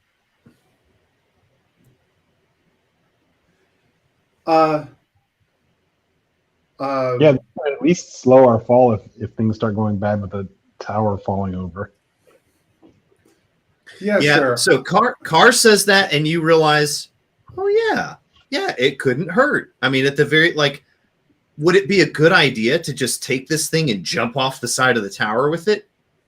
No. Would it be a good idea to use it to help? Yeah, probably. Looks pretty idiot-proof. You just kind of hold on, right? So yeah, so you guys all pick up the 3 gliders that are on top, and everybody make me. So you guys all have gliders that you're holding. Okay. Yeah. So these ropes attached to the tower someplace, right? Yeah. So you look down over the side, and you see down below about maybe 40 feet. You see an anchor point where a really, really big, thick rope is attached. And you take a look at those big, 20-inch wide, razor-sharp bladed arrowheads, and you go, yep, that looks like an appropriate tool for the job. So well, the guy thought that this would work, so I'm going to take the crossbow and I'm going to let fly at the rope. Okay, go for it. Do it. Here goes. I brace 17 myself. plus 6 is going to yield 23 to hit. You see that the tip of the arrow goes right next to the rope, and you see that blade just whooshing and make a clean slice, and you immediately feel a and everybody make me a dexterity saving throw. Can I have advantage because I braced myself? If you did, then yes. He said it. I heard him say it. I got a 15. 12. 14. Okay. Yes. Okay. So the DC was just 12 to stay on your feet. So you're not going to make this check to jump off the tower with disadvantage. And you guys chose to use the hang gliders, so you're going to make it with advantage. Congratulations. So we're jumping? You tell me, because this tower begins to sway in the wind. It begins to kick a little bit, and then you feel it, and you're beginning to pick up speed. So everybody make me an acrobatics check to use these gliders to make it to what you can see are the base of the steps. Because if you miss them, you're going to go kersplat against some smooth stone. I tell them all to stay near to me. With advantage? With advantage. With advantage. 23. Natural 20. 27. So what kind of check is this? Got a Acrobatics with advantage. Oh, acrobatics with advantage. I've got a 23 on that. yes. Wow. So 23, 27, Very 27. This is Michael Bay. You guys, you see the tower groaning and beginning to erupt and splinter apart, and it smashes against the tower, against the pyramid, and shatters into 1,000 pieces. And all three of you land on your feet on this 6-foot wide ledge. And we are in tight formation. It is a chevron. We all pose. Each of the gliders is shaped like a chevron, and so it's chevron, chevron, chevron. It is a Like a pirate in the Triforce of nose, dexterity. and a clown on the left end, and a barbarian on the right. I Sarah's love done the this. somersault. All right, awesome. So the three of you guys land on your feet and set aside your chevron gliders. What's that? I just throw mine off Yeah, like a yeah. paper Sarah's airplane. Like a let paper go kite. of his, like, If you do that, make me an acrobatics check. Me? Yeah, just a dexterity check, actually. Make me a dexterity check to do that. Sorry, were you talking to me or else? Yes, car. Okay. Dexterity. Yep. Here it is. 5. 5. That's a natural one. You throw it, and you see a gust of wind immediately catches it and begins to tumble, and it slaps against the side of the pyramid and slides down. And at the bottom, as it slides down, you see it fall into the vegetation down below, and you see these massive plant monster mouths open up and chomp down on it, and you see two of them grab it and just instantly rip it apart, and you hear these loud chomping, smacking sounds. Think Seymour from Little Shop of Horrors. Giant, 4 foot. Not go down there. Yeah, not great. Everybody make me a perception check while you're looking down there. Who's got the highest passive perception? Mine's Passive perception is 13 13. here. 13 also. Okay, Alceris, Yeah. what's your check? 10? 4. But my check is 21. My check is 21. 16. 16. With a 21, you see a glint of gold, metal. You see a glint of something metallic down there. It's not in the thick of this vegetation. It's kind of at the edge of it. You see it's kind of sometimes obscured by, front door sized fronds. But you do see something glinting gold down there on the ground at the base of the pyramid. So as you Did the turn, halfling make it all the way down before we collapsed the tower? no, But No, the tower didn't completely collapse. Collapsed, but the but- tower didn't collapse; it Right. shattered. And so you see that okay. So you guys look down there as you go to throw the thing off, and you guys look at each other, go, "Wait a minute, what about that halfling?" And you see down on the side of the tower, spread eagle, hugging the smooth stone. You see this halfling slowly sliding down, and you hear these screams of terror, and you see these giant mouths snapping at him, and you've got maybe 1 or 2 rounds to do anything about this if you want. I'm just going to watch it. You're just kind of slowly, awkwardly, over the course of 12 seconds, watching this guy. Ah! Ah! Ah! And then you see one of the tendrils grab him by the ankle, and he disappears. And that's it. You don't hear anything else other than snacking sounds from the plants. Oh, wait. Hang on. He knew what he signed up for. You buy a ticket to see the show. I was told the show. I was told the benefits would be really good. Yeah. So Oh, nice. Does No, Marcel do that? Does Marcel have a little clown moment? Yes. Okay. He says, you buy a ticket, you get to see the show. So, you gentlemen turn and look down the ledge, and for hundreds and hundreds of feet down that way, you see this, about 6 foot wide ledge go, and then off below it, there is just smooth, polished, what looks to be, if dwarves existed in this world, you could make some sort of check to identify the stone.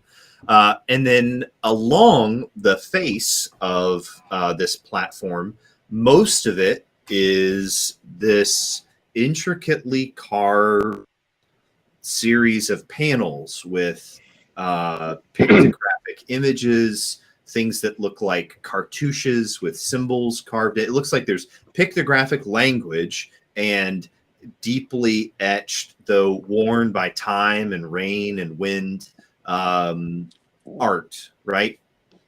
Cyrus doesn't know what a cartouche is.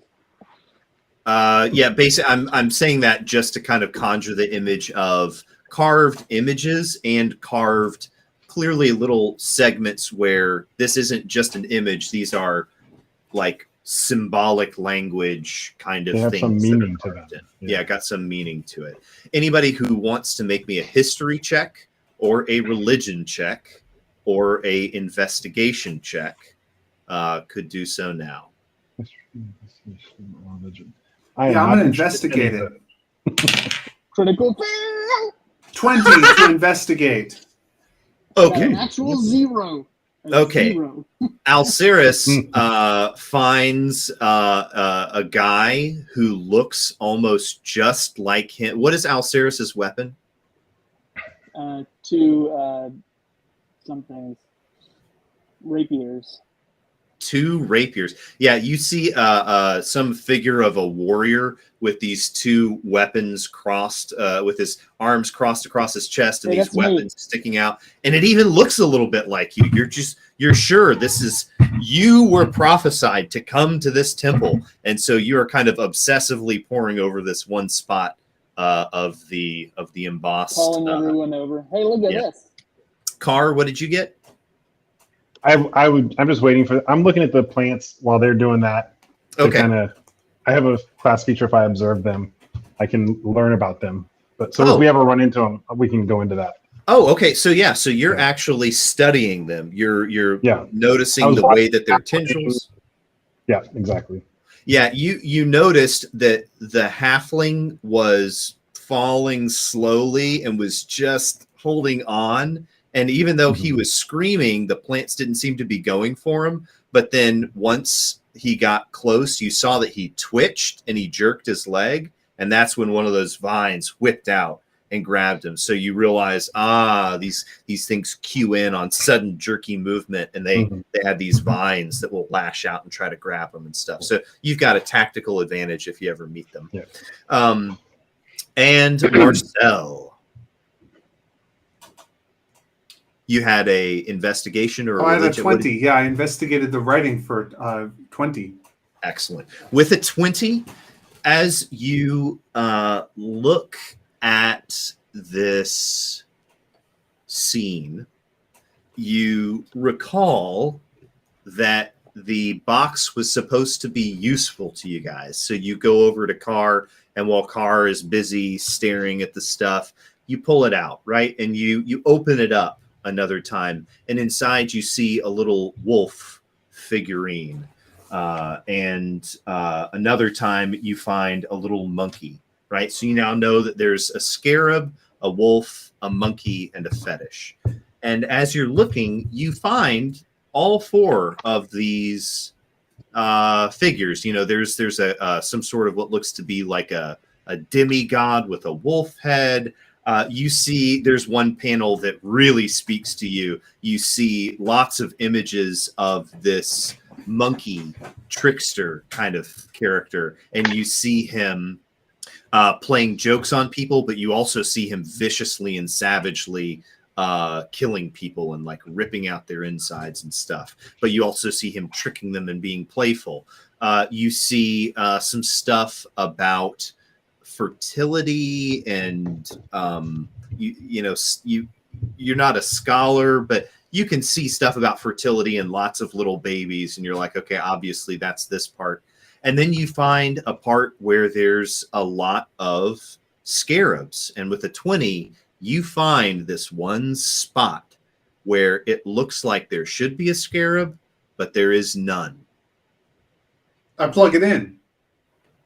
You I take open the out box until I find a scarab. I'm like, click, Yeah. click, click, click, click, click, click. Oh, there it is. Boom. As Blink. you realize with a 20, you realize something. As you've been walking past these, when you're near the wolf god part of it, when you open it up, it's the wolf totem. When you're next to the scarabs and you're like, I need the scarab, you pop it open, there's the scarab right there. You pop it out and you stick it in, and you hear an ancient almighty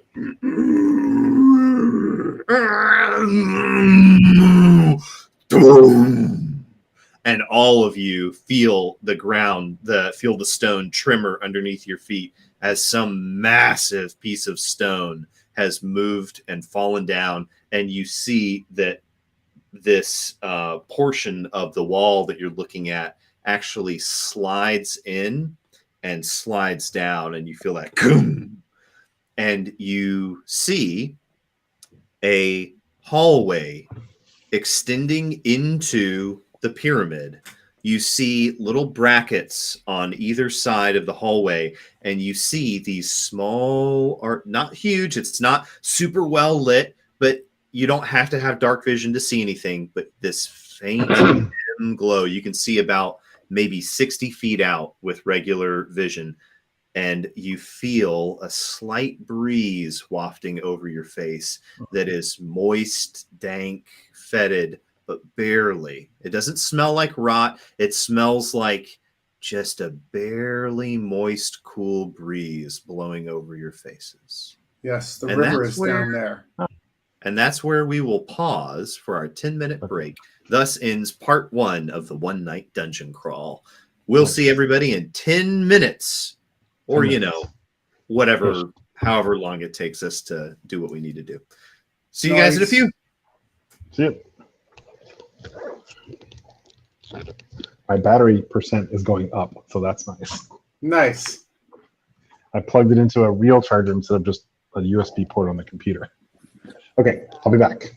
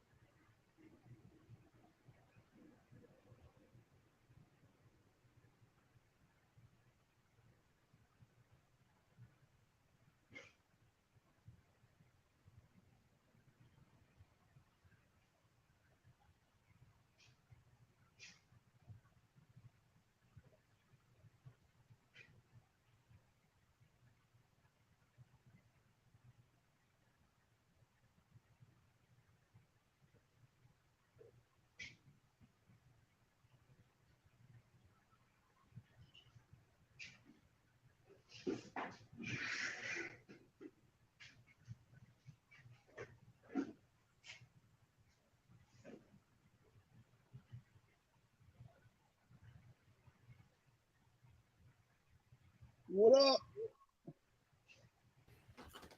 When I looked at the screen, my brain didn't register that you were there because you were being Because so I'm not. still. This is just a dummy. Boy, I love a good tower crawl. That was awesome, Way man. I'm so glad you got a 19 on that insight check because I was like, man, I got to make this like a DC 1920. But if they do, that was awesome. Cyrus is not very smart.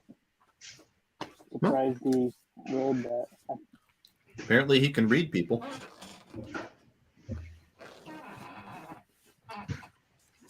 You don't have to be clever if you're wise and fast. It's also not super wise. Well, he's fast. They say mercy is the mark of a great man. Stabs the guy on the ground. Maybe I'm just a good man. Stabs him again. I'm all right. Cyrus, he basically can only stab people. He intimidated. It's not his fault that the plants ate him. Yeah, seriously, these guys have been rolling so bad.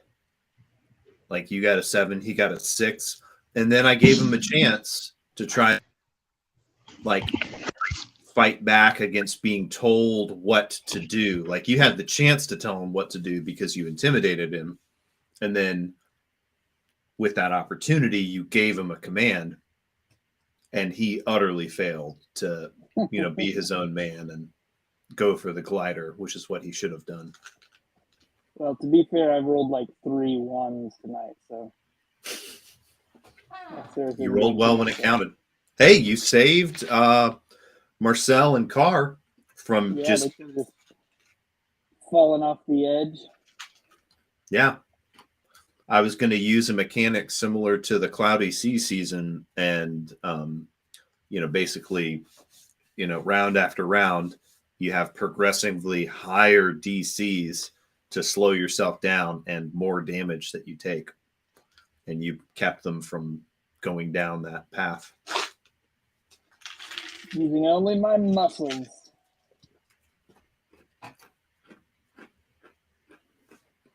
Yeah, I rolled for falling for the damage for LT and for you, and you guys both rolled max on the dice. The only way to do it. That's how you do it, all right. So what's up with the surprise? Is that like a 3rd edition holdover thing? I feel like it's different from the normal like 5th edition surprise. A surprise round. Yeah, like that's not a 5th edition thing. Yeah, it is in 3rd edition. So I was just wondering if that's held over for like the way you're playing it or something. Is there a surprise round? Okay, so it's the surprise condition. Typically, it's a condition that can only occur in the first round. So it's okay. I think it's the way they translated it. I just assumed that maybe you're playing with the 3rd edition and using that same. Yeah, I part of the reason why I let him do that is because you guys spent a decent bit of time yelling back and forth, getting hurt, getting up. Oh, sorry. And the whole time he utterly crushed his check with stealth and athleticism to silently, like a spider, into place. So I felt like it was the opportunity to do that. I mean, these guys were really only going to be a problem. They were going to be a problem for you in proportion to how early you screwed things up. And like Alceris stubbed his toe. We're still live, by the way. I don't have any way to make it be not live. That's fine. That's fine. We were just talking about the fact that we fudged the rules a little bit, giving you a surprise round instead of during your first round when you act before them having the surprised condition.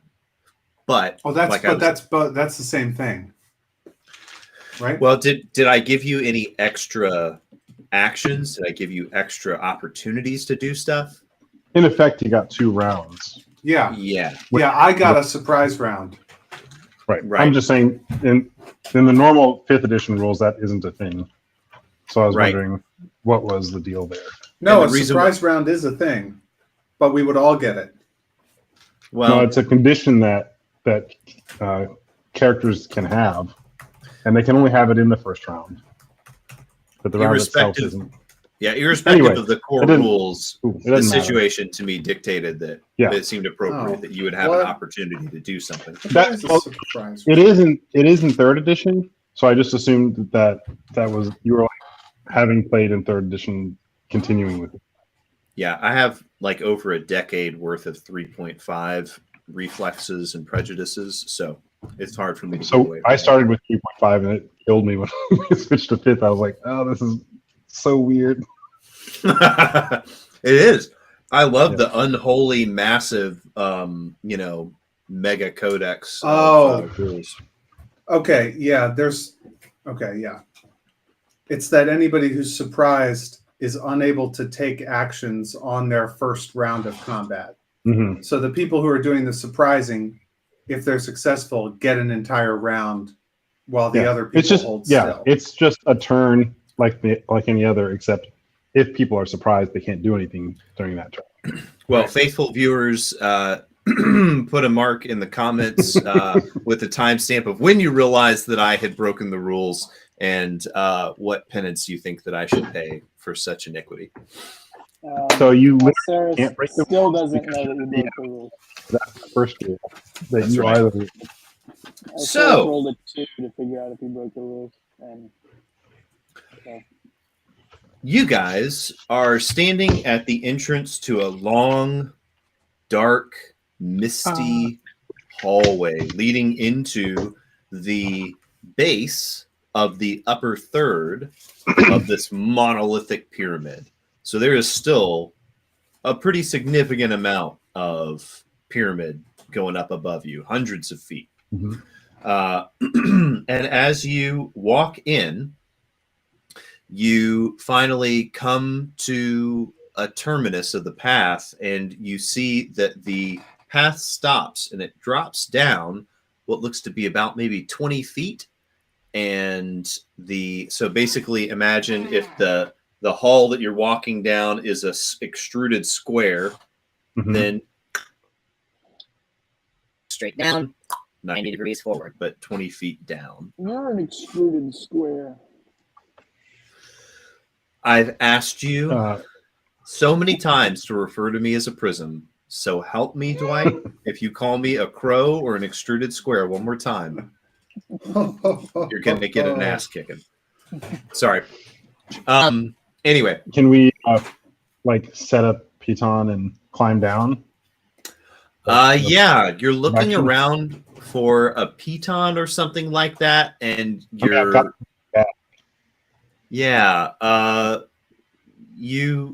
You look at these brackets that these Mhm. little glowing orbs are sticking out of, and you go and you hang your weight off of one, and Yeah. you don't feel any budge, any give at Oh, that'll all. work. So you figure if you ran a rope to a couple of them, you would, sure, yeah, especially if you did Could we double it over and then we could retrieve our rope from the other side? Sure, you could do that. Yeah. Or maybe that's not a good idea. Maybe we should leave the rope there in case we need to come up. Yeah, Would we're be a gonna good go idea. out we're gonna go out the hole in the bottom anyway, right? Yeah. Yeah, you only have 2 hang gliders stashed in the hallway Yeah. now. You threw one of them, I so chucked one of them down the hole. So That's yeah, right. I say just double up the rope so that we can pull it back down when we get to the bottom. Never give up, never surrender. only onward. All right. So as you guys press forward and you pull the rope down after you, you begin walking down this hallway, and you come to a very abrupt stop and a hard left turn, and you take that, and you're looking down a tunnel to the left and to the right. Anybody who wants, we don't have a dungeoneering skill anymore, so I would say Survival is the survival. replacement for the dungeoneering skill. Make me a survival. This has been practical examples of how 3.5 matured into 5e. Mm-hmm. 13. 17. Oh, 20 plus 1 is 21. Alceris, you're in a lovely, you're in a pyramid, and there's hallways in the pyramid. How neat is that? Carr, you suspect, you're like, wait a minute, wait. And you look down the hallway and you kind of look around at, yeah. And you look over at Marcel, and Marcel says, labyrinth. Yeah, we're in a labyrinth. Yeah, for sure. Right hand rule. What's that? Right hand rule. Alceris says right hand rule. And I nod and say, right hand rule. Let's Happy do to it. right hand rule it. Okay. I would like to scratch in a mark or something so that if we come back here, we'll know that this is the place that we came back to. This brings me to that I wanted to get into the thick of it quickly. We cut back to the 3 of you guys standing around a table, and there are a number of objects on the table, and you're having conversations. And Carr, you say something, we're going to be down there. We're going to be exploring a dungeon that this guy doesn't even have, A map of, schematics or a map for. We're going to need some way to, like keep track of where we've gone and stuff. And so you see that you've got a little, like a stick that seems to be perpetually dribbling this bright red, kind of cranberry red paint out of it whenever you take the cap off. It just does that forever. It's a permanent marker. It's a permanent, unending marker. Yeah. That stick is sick. That was a great pun. So yes, so you've got yourself this little stick that oozes red, dye, Permanently. Yeah. It's a permanent marker. globby dye. Yeah, you'd be it'd be easier to do like sloppy Japanese calligraphy than precise writing with it. But No, I just mean it's permanent. It's always dribbling. yes. That's Marcel, are you trying to interject? a giggle. It's not a pun if you name one thing, a particular phrase, for the same reason that another thing is named that same phrase. That's not a pun. It's the same thing. The fact that you're upset about it means it's a pun. It's a stick that makes marks on things, and so you call it a permanent marker. That's what that is. It's a Tonight's marker. pun policing has been brought. Tonight's pun policing has been brought to you by the high standards of the Brown University Creative Writing Department, representing standards. It doesn't mark. Matthew, tell me. There's no pun. It's permanently a marker. All right, be that as it may, Alceris says, "Hey, time's a wasting. Aren't the stars going to disalign here if we don't get through this?" Yes, it's so time. Let's go. I rush ahead. Using this marker, you guys make me that survival check with advantage because you've got that marker. Sweet. Here comes a survival check. Natural 20. Yeah. 9. It's going to be a 14. A 23, a 9, and a 14. So at one point, Marcel and Carr, you guys both are totally convinced that you should go a certain way. And Alceris says, nope. And he points without looking down the hall and he says, that's the only part of this entire quadrant that we haven't been down. And the two of you look at each other and you look at your marker and your eyes narrow. Do you go with Alceris? That's why we have to go this way. And going the direction that we should be going. Or? The direction I believe we should be going. All right, so are you going to listen to Alceris or are you going to take the lead? I'm going to try to fast talk him into going the other way. All right. I'm going to try to grapple him into going the right way. Nice. Everybody, while you guys are scuffling, everybody make me a perception check with disadvantage. All right. I just need to tell you something, Mr. DM, about my character. 12. Aha! Double 17s. Just so that you know about this character, I have the alert feat. Okay. And, in addition to the +5 bonus to my initiative, I cannot be surprised while I'm conscious, and other creatures don't gain advantage on attack rolls against me as a result of being unseen by me. Dang, dude.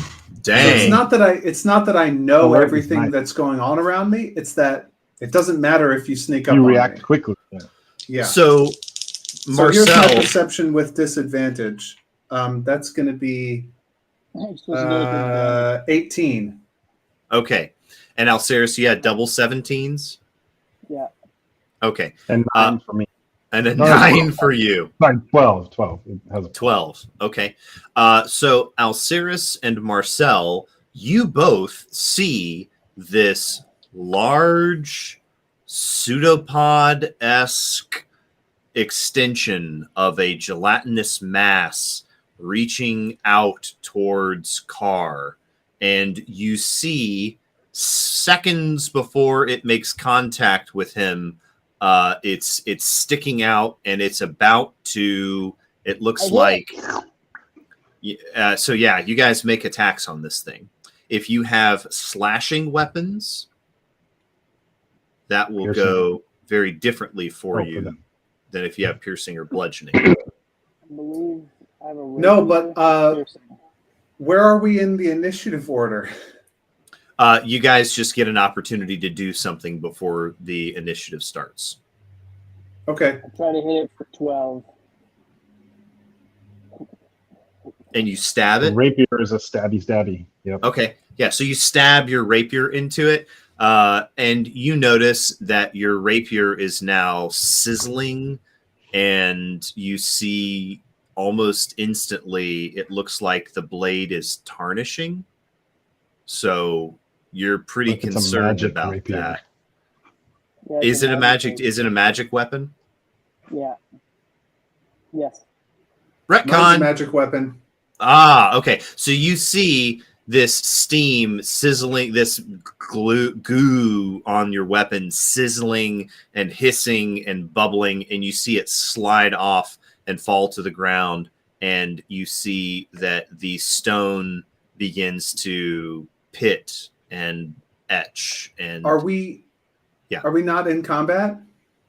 You will be in just a second. You took an attack on it? I mean, I want to get advantage on attack rolls against any creature that hasn't taken a turn in combat yet. Does this creature count as that? Sorry, I'm playing fast and loose with the rules here. Let's get back to 5e. Everybody roll for initiative. So, okay. Alceris stabs at it a bunch Eesh. of it, and we roll for initiative. Alceris is 3. 16 for Marcel. 23. 23. All right, Carr, you're up. Okay. You see your friend stab at you, really close to you, and then you hear a hissing sound, and you look over and you see this giant pseudopod-like arm of gelatinous goo that is now dribbling some sort of more liquid, less viscous form of its inner contents that appears to be a very strong acid.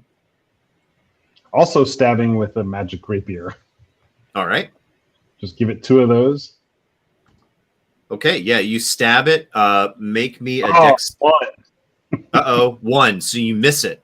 Oh, with a 1. Sorry, with a 1, make a dexterity check. You stab straight into it, straight away from yourself, and you pull your sword out, and a spurt 18. of acid comes squirting out at you, and you dodge out of the way. Definitely. Maybe I don't want to do that again. Marcel. I got a 21. Oh, I thought you got a 3. I'm sorry. Alceris, I apologize. I would like to hit it again with my rapier. Okay. Make me an attack roll. 17. All right. You stab it, and you see more of this acid come dribbling out. Now it looks like there's, a decent little bit of the floor that is covered in acid here. Pretty soon, you guys all look around at the situation and you realize if you keep stabbing this thing like this, It's going to leak everywhere. This could be really, really ugly. And you guys all start to kind of, you're starting to have a hard time catching your breath because the air around you is beginning to be filled with these incredibly caustic fumes. Okay.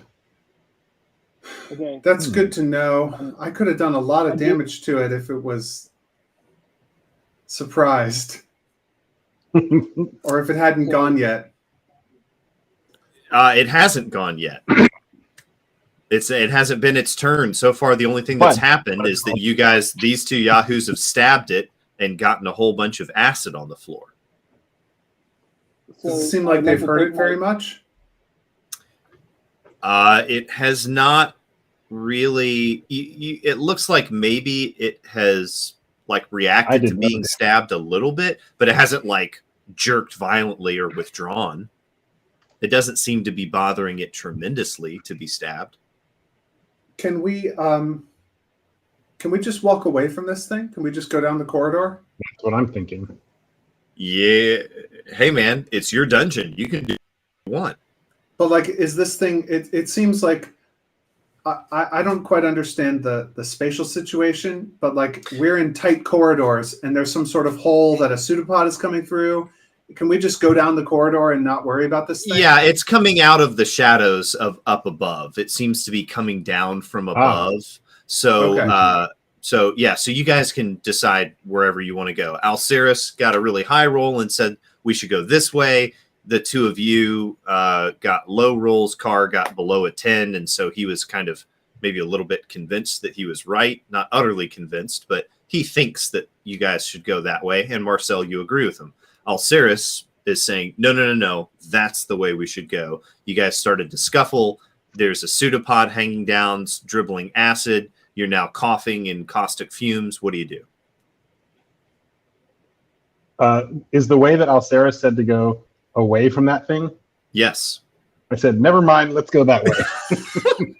All right, so you guys go charging off into the darkness, all the while running this permanent marker along the wall, leaving a trail of red color.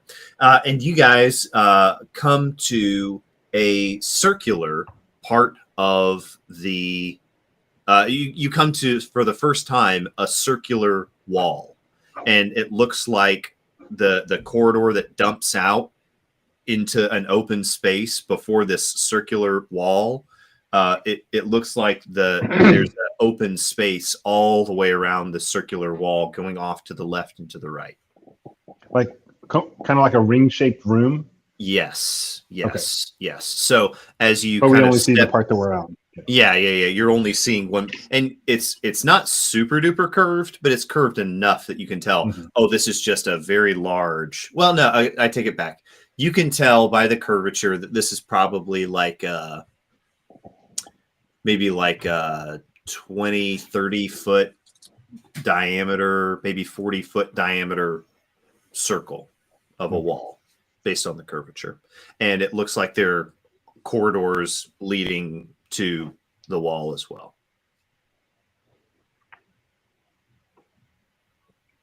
I'm following my leader.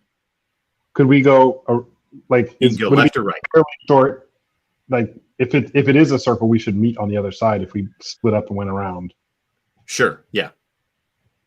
On the other hand, it's not that long. Why don't we just pick a direction, right hand rule, and continue marking along? You guys walk around to the right, and you see this tremendous fresco boss, kind of like it's a statue that's kind of half coming out of the wall, and it's this giant dog head figure standing he's embossed into the wall underneath this kind of arch area. Marcel, can you open this one? Yeah, we got 4. And one of them a dog. Yeah, I do it. I open it. Well, Okay, I mean, I don't even know. I just saw you open some carvings before, and so I'm asking if you could open this carving. Yeah. So the first time that you open the box, it's a wolf figure right there. I pop out the wolf figure. I see if there's a slot for a wolf. All right, make me a either investigation or perception check. Perception to try to do it really quickly. Investigation to take a little bit longer. Oh, I rolled a 25 investigation check. Okay. Yeah. So you see that there are down and to the left, you see that there's this pack of wolves, and you recognize this just very, very subtle depression in the space of the pack of wolves where you could rest this thing. And you set it in, and you see that the whole archway area slides back and falls down. Although this time it's much kind of smoother. It doesn't sound quite as pained and groaning, and the doom at the bottom doesn't shake your feet with quite the violence that first door did. And you see a series of stairs hugging the inside of this circle of stone wall. And do they go up or down? They go up from here, because you step out on the ledge, or you kind of look out, and you look down, and you see a kind of faint, really eerie glow coming from the depths. And So we're going later. Anybody make me an Arcana check if you want. I always want to make an Arcana check. I never want to make an Arcana check. 6 plus 3 is 9. Not great. So not anybody get higher than a 9? 10. 10. Woo! 11 minus 1. 10. Woo! Car? No, I No don't dice? even do Arcana. Car don't do no arcana. Yeah, you guys, your eyes begin to water, and you all feel kind of disequilibrated a little bit. Everybody experiences just a slight hint of vertigo for a moment. So My you know, Constitution save. no, not yet. But you're everybody's definitely up against the wall as you're hugging the wall, going up this spiral that I'd like to hurry. ascends. What? I'd like to hurry. Yeah. So you guys begin to hustle your way up, and you open up into a large vaulted chamber.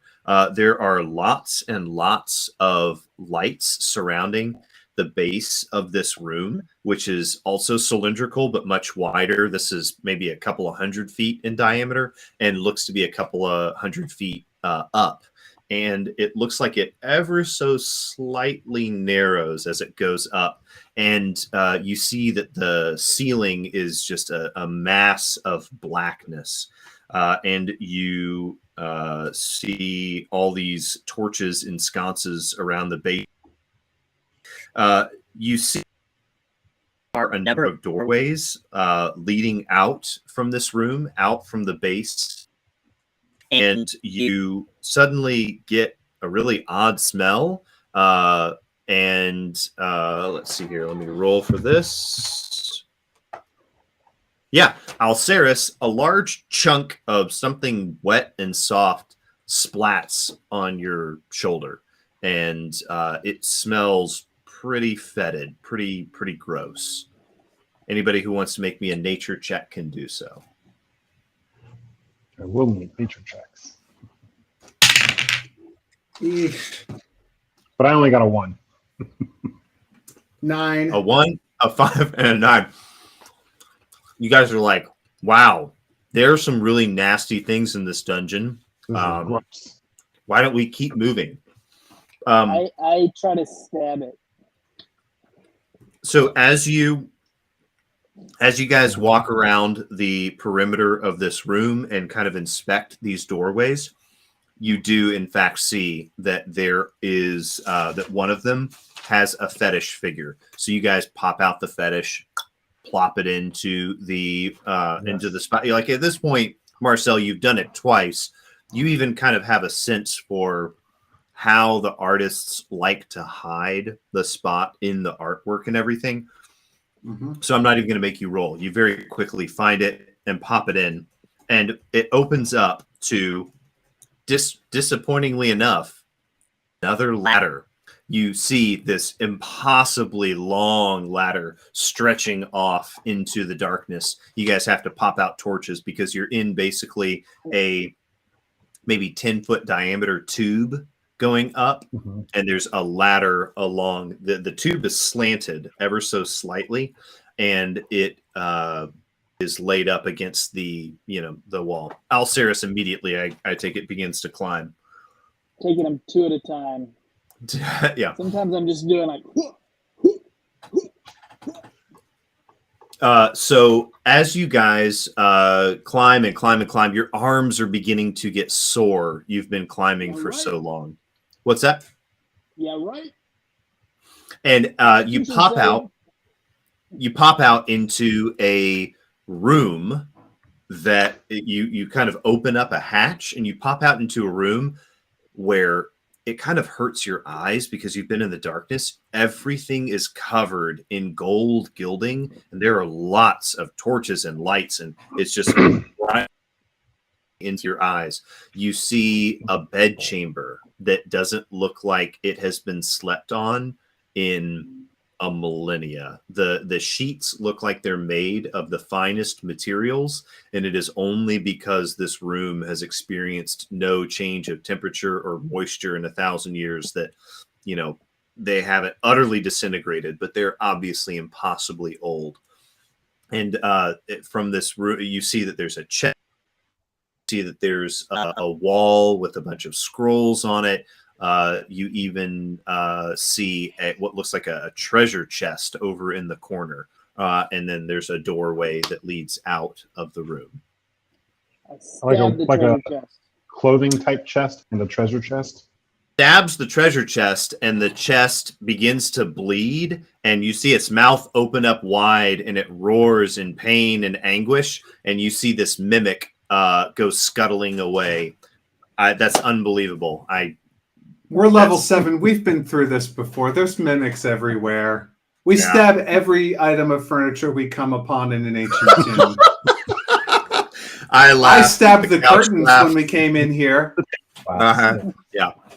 So anyway, there was another chest over in the corner as well, which, hey, what are the odds that it's a mimic too, right? Do you guys loot the room? Do you guys... What's that? I tell Alceris to go stab the other chest. Alceris stabs the other chest, and the chest stalwartly takes it and gives no reaction. So it's either a mimic with levels of Jason Bourne counterintelligence, counter-interrogation training, or it's just a chest. Open it up. I stand back. All right. Yeah, we'll speed this up because we open the chest. Is it the Tesseract? You open the chest, and inside I get out the wand. Yeah, you do. Beep. Yeah, you cast detect magic, and you immediately you're looking down at this chest, casting detect magic, and your head whips up into the left, and you're like, "Nope, it's over there. I am positive." So it's out of the room and to the left. But inside of this chest, you do find some what looks to be like mithril chain, really ultra fine chain armor. You find some ancient scrolls that look like they're really, really, really high level, like clerical scrolls. And you also find some ancient historical, tomes in there. So you guys, you throw that into your bag of holding, and you go out the room and go to the left, and you see a long hallway with a raised kind of dais at the end, and it looks like there's this kind of like Ark of the Covenant looking holy chest box kind of thing. And as you guys step into the room, you hear a long, ragged, rattling inhale. Do you have any idea how boring it is to be an immortal guardian? And you see this figure stand up from behind the chest, and it looks like he was maybe like just in a prone position. And you see this like 8-foot tall dude wearing a big dog head mask, rippling with muscles, covered in these bright gold bandolier looking things. And he's got these 2 long whips in his hands. And you realize that dude is a mummy. That dude is not alive. When he moves, you don't see his muscles contract and flex and stuff. You see anybody who's been around arcane magics and stuff, you can tell this guy's body is being animated by some really old magic that's still got him moving around. And he says, "I would chat with you, but the pain that would be inflicted upon me for disobeying my mandate would be beyond your mortal comprehension. I crave only 2 things, death or yours. Let us see who will free the other." And he... Sorry, Marcel was going to do something thematic in response. I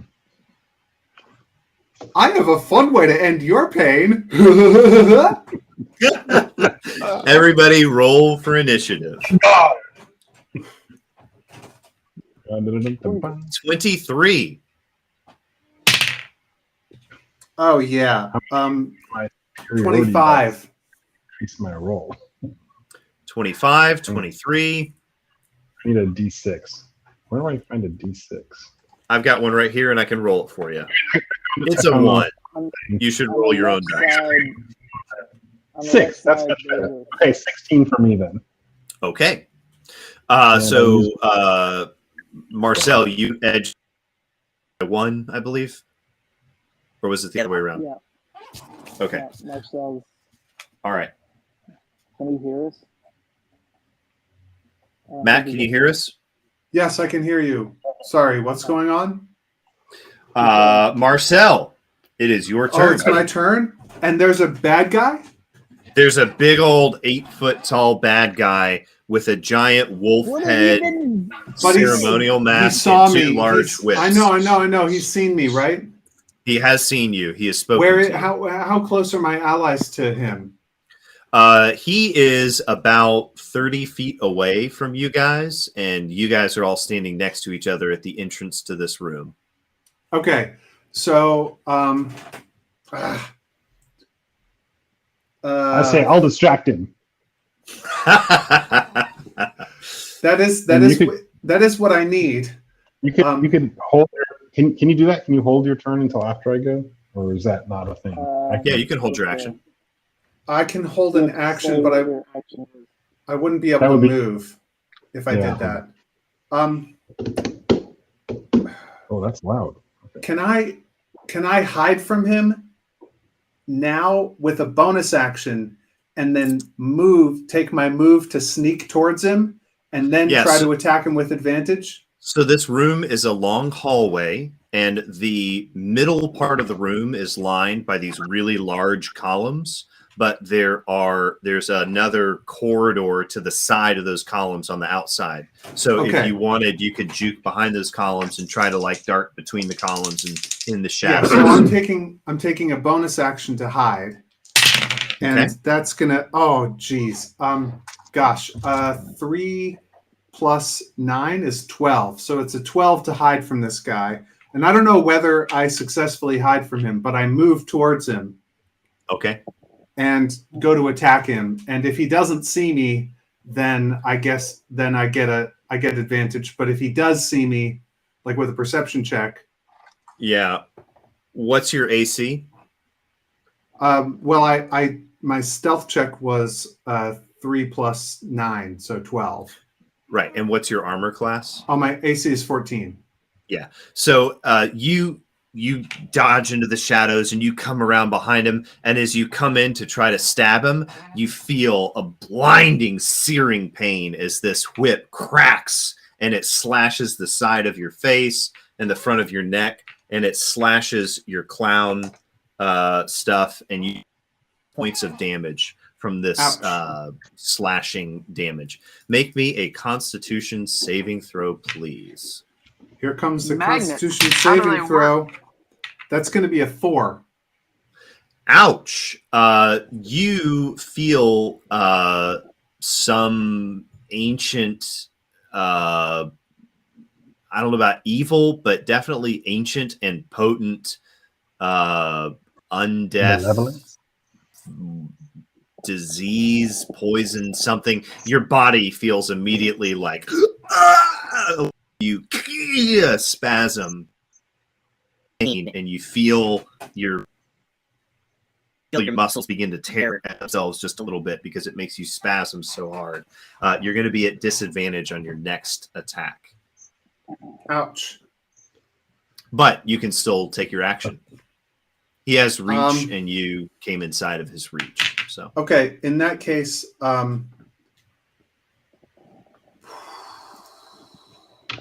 is this a humanoid? yes, No. So here's what's going to happen. He's going to get the horror clown treatment, which is called dissonant whispers. He's going to make a wisdom saving throw versus 13. Oh, he rolled a 1.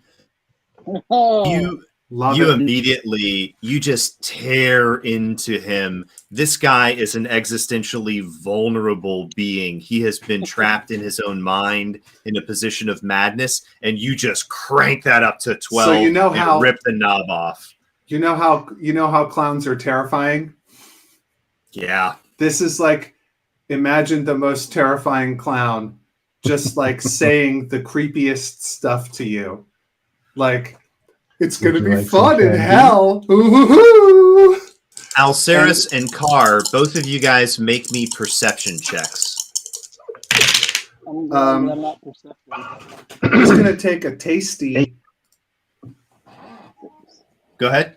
He's going to take a tasty 9 points of damage, Okay. and he must immediately use his reaction, if available, to move as far as his speed allows away from me.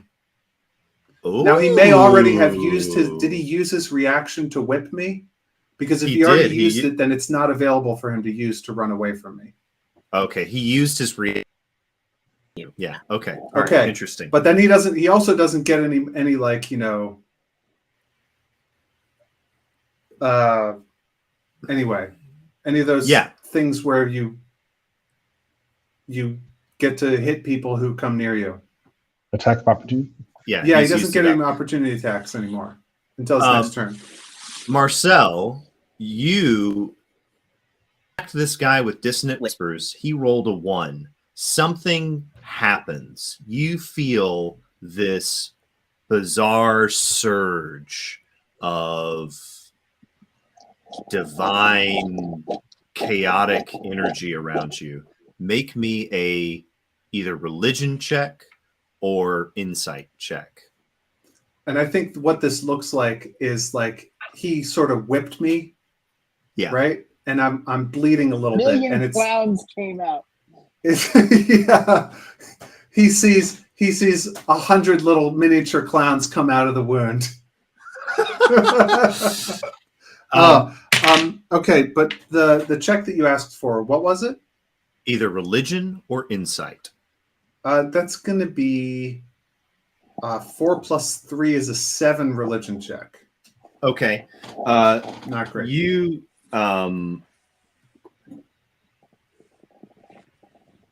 You may have accidentally just started a cult. yeah. This figure screams out,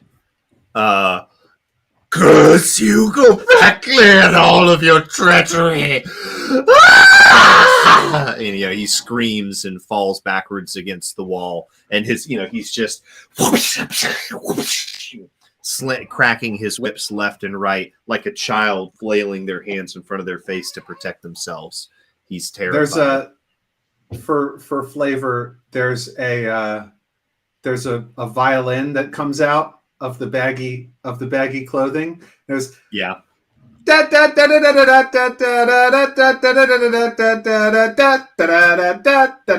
it's just playing an accompaniment to the freak out. Alceris just runs up and hits him. Make me an attack roll. Oh no! How's a 10?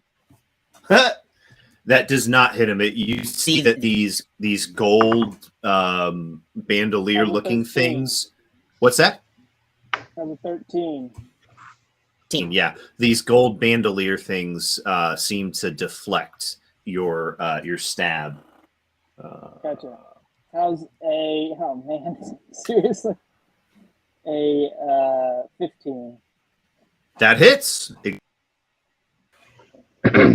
He's not wearing plate armor or anything, but he does have this. It's like when you went to stab him, it's almost like onto the bandolier, so it's like there's some sort of weird magic thing going where it protects him more than it should. I do the minimum damage 5, but he is wounded. So on his turn, he will roll a d4 of what's it called? Necrotic.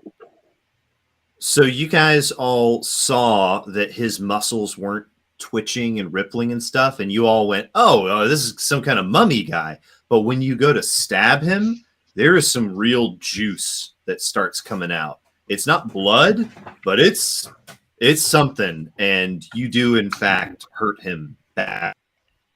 He is capable of being wounded, unlike a normal mummy. So, yeah. So this guy takes a step back from you and cracks both of these whips at you. How? Wait, Go ahead. It's still my turn. Oh, I'm sorry. I thought you were done. I apologize. No, I'm taking my action surge, so I get 2 attacks per action. So Do it. this is my 4th attack. There we go. Finally rolled 23 to hit. That hits. Okay, and then 10 damage. So 5 and 10. You open up another hole in him with your rapier, and you see more of this juice come out, but it looks like it's a slightly different color than the other place where you stabbed him in a different part of his torso, and a different looking color of stuff seems to come out. Gotcha. Yep. Is that the end of your turn? So that is the end of my turn. He has 1 wound, so if his turn begins, he takes 1d4 Okay. necrotic damage. Very good. Yeah, so you're in front of him, so he takes these 2 rapiers and cracks them at you. Does a 16 hit you? Nope.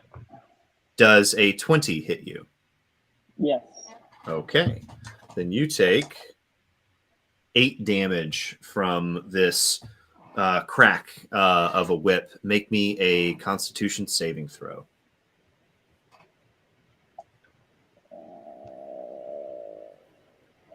Saving throw. 9. 9. You take 5 points of poison damage as you feel this intense searing pain in your body. It doesn't make your body like spasm like Marcel's did. You just feel just burning pain as this poison takes effect in you. Carr, it is your turn. Aha. I will charge forward and also to the attack. What kind of condition is he looking like he's in? You stabbed him a couple of times, but he doesn't seem to be like on death's door or anything. He needs more Did stabbing. you need to interject before your Just turn real left? quick, his attacking me. Remember, he can't react to attack. That was his turn. Okay. Was that his turn? Yeah, he took his turn. Okay. And he took that damage. Yes. I recorded it. Yep. All right. Okay, so I'm just going to go stabby. I think my first attack, I will use a superiority die to try to knock him down. Oh yeah. Knock him down. Oh, I have to hit with it before I can decide I'm going to use that. Okay, when you hit, you can. Okay. So first, let me see if I hit him. Where is my stabby bit? Okay, I've never used this as a player before. Hang on, here we go. 22. That hits. I think that's it. Okay, then he has a DC 15 strength check to stay on his feet. He goes down. You see him fall to one knee. Nice. So now I have advantage, right? Yeah. I can stab him with my second stab.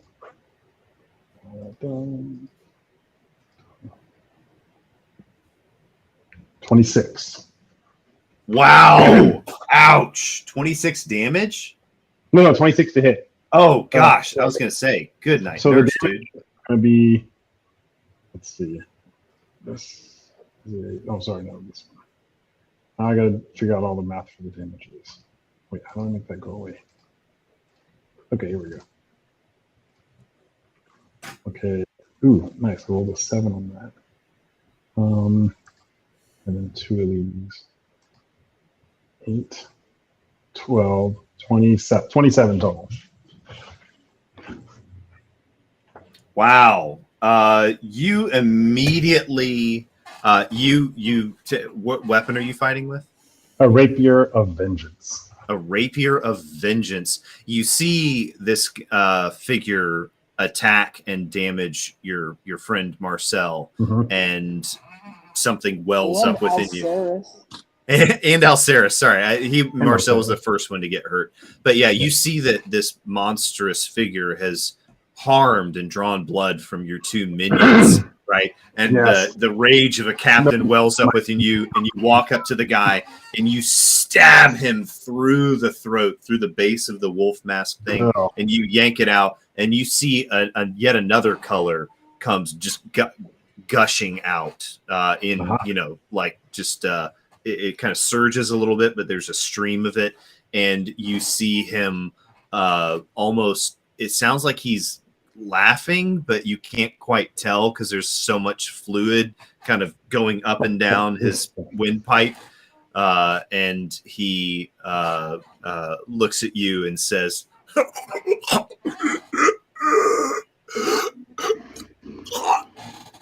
you can see he's trying to talk and he can't even get anything out because he's just choked with fluid. Marcel. What's going to happen here is that Marcel has disadvantage, right? Because of being poisoned. Yes. But because the guy's lying down, he has advantage and they cancel out. They do. So you just have a normal attack on him. So he's going to attack normally. And that's going to be a pretty bad attack roll of 10. That does not do it, unfortunately. The 10 doesn't hit. So he's going to stab at him lying on the ground and miss.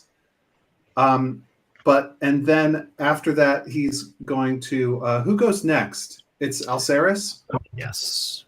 So Marcel is going to caper around and look at Alceris and be like, "Hey, buddy, your next hit's going to be really good." I love it. And I love it. And Alceris has 1d6 that you can use to add to any ability check, attack roll, or saving throw in the next 10 minutes. Okay. Bardic So inspiration, Bardic buddy. inspiration. Can I do it after the roll, or do I have to do it before? This can be added after seeing the roll, but before knowing the outcome. Yep. All right, go for it. Alceris, you're up. Inspired by the capering of your friend. I'll give him a good little poke. A 19 to hit. That hits. Does 11 damage and another wound. So now he's 2d4 at the beginning of his turn. Roll me the d4s for the damage. It's at the beginning of his turn. Oh, okay. Okay, in that case, this is going to happen. So Alceris, finish him. How do you want to do it? I'll stab him again. All right, so you've already stabbed him multiple times, and you see that he's losing a lot of fluid here. So you just kind of look around at his body for the only unpoked major region, shank him prison style from that angle, twist it, yank it out, and you see just the life drain out of him, and you see the limpness of the head. The head falls back, and he topples over fully prone on the ground, and you see a few different colors of liquids are kind of pooling up around him, and they look almost oily and viscous.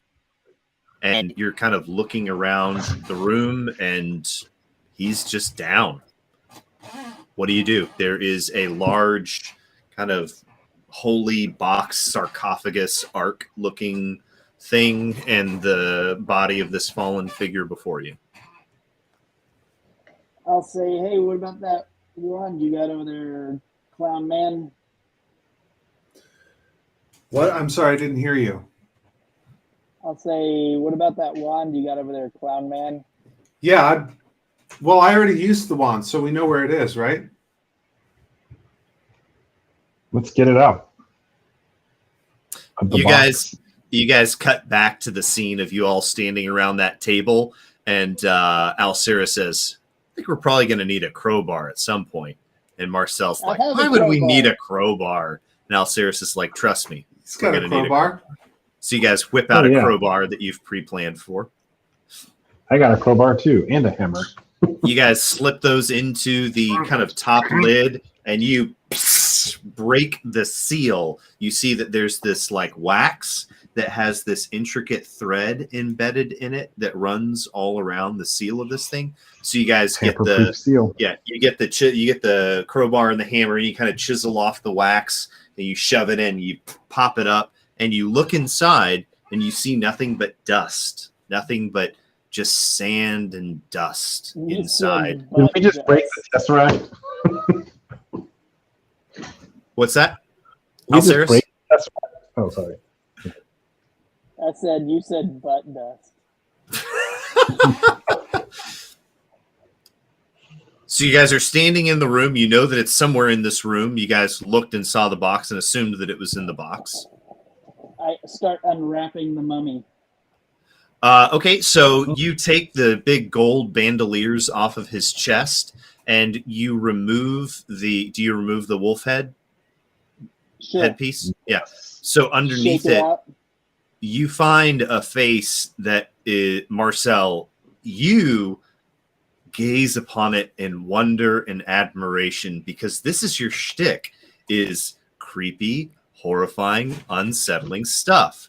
This guy looks impossibly handsome and horrifying to look upon, because it is just impossibly stitched, sutured, put together face parts. So this guy, if you blurred your eyes, you'd be like, oh, that's a handsome guy. And if you unblurred your eyes, you'd throw up. He's 8 feet tall. In many ways, a lot of his features are very Adonis-like, but there's also this kind of Frankenstein's wife monster side to him. Yeah. But yeah, so you see that his eyes are not eyes at all. They look like they're large, spherical, like opals or something. So I'm doing the thing with the wand again. Bip. Yeah. You do the Detect thing with magic. the wand. Where's the Tesseract? You do the thing with the wand, and you know it's blaring with light out of the core of his chest. His body is just like, it's like he's laid on top of one of those big 6-foot diameter city skylights. The party favor's inside of the pinata.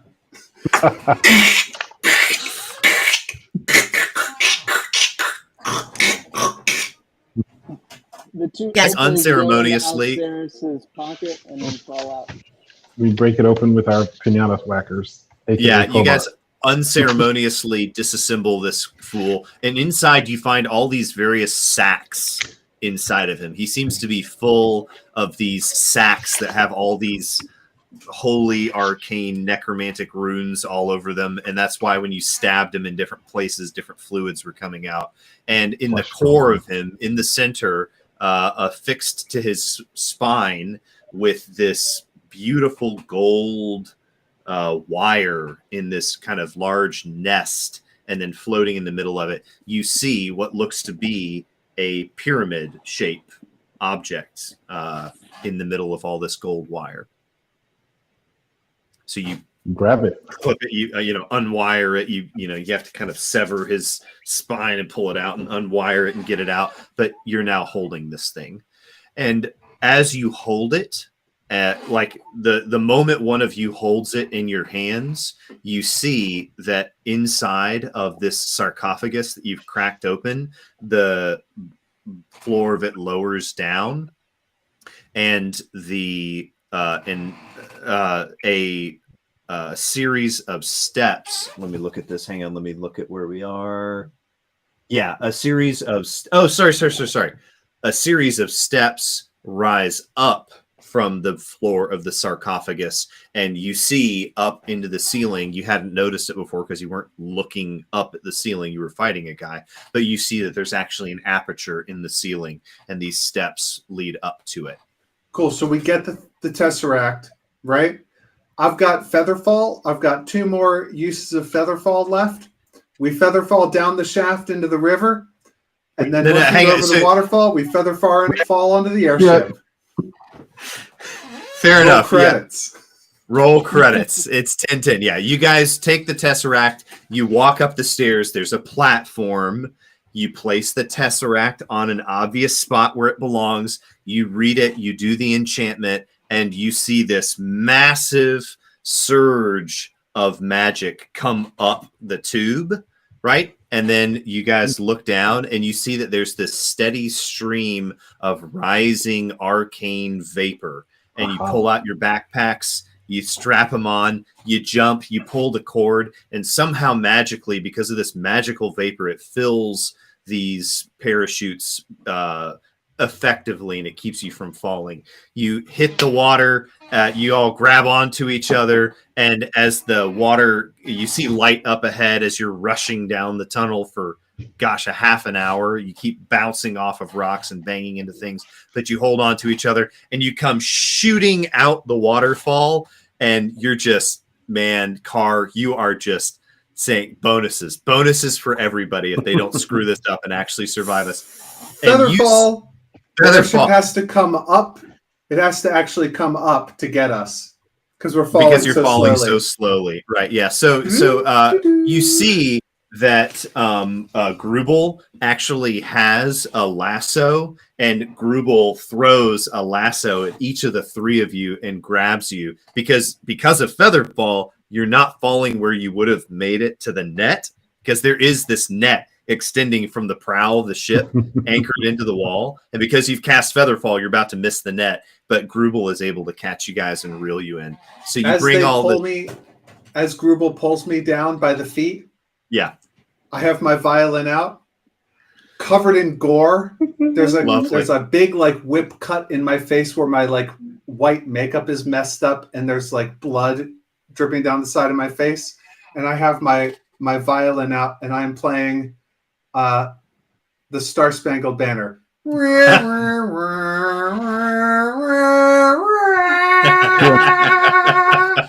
As they pull me down, and the lemur is going crazy. The lemur loves and hates the violin. And roll credits. Congratulations, gentlemen. You've solved my dungeon. Thank you. I hope everyone has enjoyed participating in and observing a good old-fashioned dungeon crawl. This has been yet another interlude of the Starfall Collective.